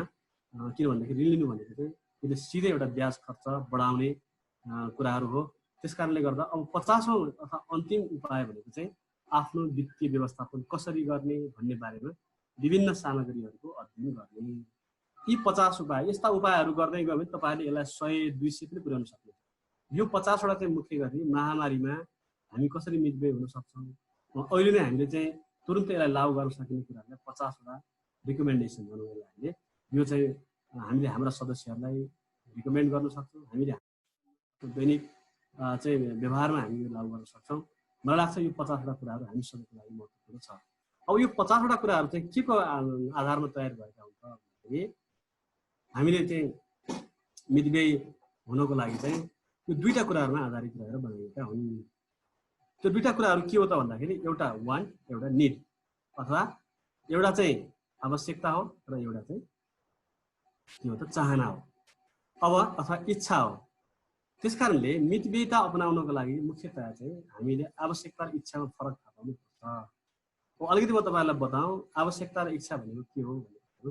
जस्तो आवश्यकतालाई निड भनौँ भने, निड भनेको चाहिँ के हो त भन्दाखेरि need is something that persons must have in order to thrive भनेको के हो त भन्दाखेरि यो आवश्यकता भनेको चाहिँ त्यस्तो चिज हो जुन चाहिँ मान्छेहरू बाँच्नको लागि नै त्यो चाहिँ प्राप्त गर्नु जरुरी हुन्छ हैन। विदाउट इट यो बिना चाहिँ that persons physically or mentally भनेको मान्छेहरू चाहिँ शारीरिक अथवा मानसिक रूपमा चाहिँ कठिनाइमा पर्न सक्छ। यदि हामीलाई त्यो आवश्यकता पुरा भएन भने चाहिँ मानिसहरू भौतिक रूपमा अथवा चाहिँ तपाईँको मानसिक रूपमा अप्ठ्यारोमा पर्न सक्छन्। आवश्यकता भनेको चाहिँ त्यो। त्यसकारणले यहाँ अझै मैले त्यसलाई तल प्रश्न पार्ने प्रयत्न गरेको छु। We need to eat in order to live भनेको हामी खाना किन पर्छ त हामीलाई भन्दाखेरि बाँच्नको लागि खानुपर्छ। हामीले थाहा पाउनुपर्ने कुराहरू सुन्नुहोस् है। We need to eat in order to live, खानको लागि चाहिँ हामी के अरे बाँच्नको लागि चाहिँ हामी खानुपर्ने हो। But the choice of what to eat leans toward wants. तर के खाने त भन्ने कुरा चाहिँ फेरि त्यो तपाईँको चाहना के खाने त होइन। जस्तो कि we can want pizza for breakfast lunch and dinner. हामीलाई त विभिन्न परिकारहरू खान मन लाग्छ, ब्रेकफास्टको लागि, लन्चको लागि, डिनरको लागि एकदम गजबको पिज्जाहरू खान मन लाग्न सक्छ होइन। तर यो के खाने भन्छ त आफ्नो चाहिँ चाहनाको कुरा। जस्तो हामी चाहिँ पिज्जा खाने चाहना हुनसक्छ, तर हाम्रो बाँच्नको लागि हामी के भेजिटेबलहरू, भेजिसहरू, फलफुलहरू खाएर पनि हामी त्यसलाई चाहिँ टार्न सक्छ। That is need. भने हामीलाई चाहिँ पिज्जा खान मन लाग्ला, बर्गर खान मन लाग्ला, अथवा मोमो खान मन लाग्ला होइन, विभिन्न किसिमका हुनसक्छ नि, त्यो चाहिँ इच्छा भयो। अब यतापट्टि आएर चाहिँ वान्ट अथवा चाहिँ इच्छालाई हामीले परिभाषित गर्यो भनेदेखि चाहिँ वान्ट इज चोइस। इच्छा भनेको चाहिँ एउटा चोइस हो, a desire which a persons may or may not be. यो इच्छा आकांक्षा भन्ने कुरा चाहिँ यस्तो किसिमको चाहिँ एउटा चाहिँ अभिलाषा हो जुन पुरा हुन पनि सक्छ नहुन पनि सक्छ। मान्छेसँग त्यस्तो एउटा चाहिँ भएको एउटा चाहिँ अभिलाषा हो, पुरा हुन पनि सक्छ नहुन पनि सक्छ। Life will continue if a person does not get what they want. तर जीवन चाहिँ तपाईँले जुन चाहिँ अभिलाषा गर्नुभएको चिज प्राप्त गर्नु भएन भने पनि तपाईँको जीवन चाहिँ चल्छ। त्यो चाहिँ वान्ट हो होइन। तपाईँले अभिलाषा जुन राख्नु भएको छ त्यो नभए पनि तपाईँको जीवन अगाडि बढ्छ, त्यो चाहिँ तपाईँको वान्ट हो। त्यसैले उदाहरणको लागि having a watch is need. तपाईँलाई घडी चाहिन्छ, त्यो तपाईँको आवश्यकता हो। But having a Rolex watch is want. तपाईँ अब त्यो घडी, त्यो रोलेक्स घडी किन्न चाहनुहुन्छ भनेदेखि चाहिँ त्यो रोलेक्स घडी चाहिँ लाउन चाहनुहुन्छ भने त्यो चाहिँ तपाईँको चाहना हो, अभिलाषा। Having a samosa is need. Samosa खानु तपाईँको आवश्यकता हो, but eating in a restaurant. तर त्यो समोसा एकदम रेस्टुरेन्टमा बसेर आनन्दसँग चाहिँ खाने तपाईँ कल्पना गर्नुहुन्छ, त्यो तपाईँको इच्छा हो। Having a friend is need. साथी बनाउनु अथवा साथी हुनु तपाईँको चाहिँ के हो, आवश्यकता हो। But having a girlfriend is want. यो अलिकति रमाइलो पनि हुनसक्ला, तर गर्लफ्रेन्ड यदि तपाईँ बनाउन चाहनुहुन्छ द्याट इज योर वान्ट होइन। त्यस कारणले गर्दाखेरि अर्को having a phone is need. तपाईँ फोन प्राप्त गर्न चाहनुहुन्छ द्याट इज योर निड, तपाईँको त्यो आवश्यकता हो। तर आइफोन तपाईँ चाहिँ चलाउन खोज्नुहुन्छ भने त्यो चाहिँ तपाईँको चाहना हो। त्यस कारणले गर्दा मितव्ययी हुन चाहनुहुन्छ भनेदेखि यो सेक्रेट चाहिँ हामीले थाहा पाउनुपर्छ, के हाम्रो आवश्यकता हो र के चाहिँ हाम्रो चाहना हो भन्ने कुरा थाहा पाउनुपर्छ। अझै अलिकति यसलाई म तुलना गरेर तपाईँहरूको अगाडि गइरहेको छु। अब यसलाई अर्थको रूपमा हामीले हेऱ्यौँ भने चाहिँ के हो त यसको अर्थ भन्दाखेरि आवश्यकता भनेको चाहिँ बाँच्नको लागि व्यक्तिको पुरा नगरी नहुने आधारभूत कुरालाई चाहिँ आवश्यकता भनिन्छ। बाँच्नको लागि नभई नहुने कुरालाई हामी आवश्यकता भन्छौँ।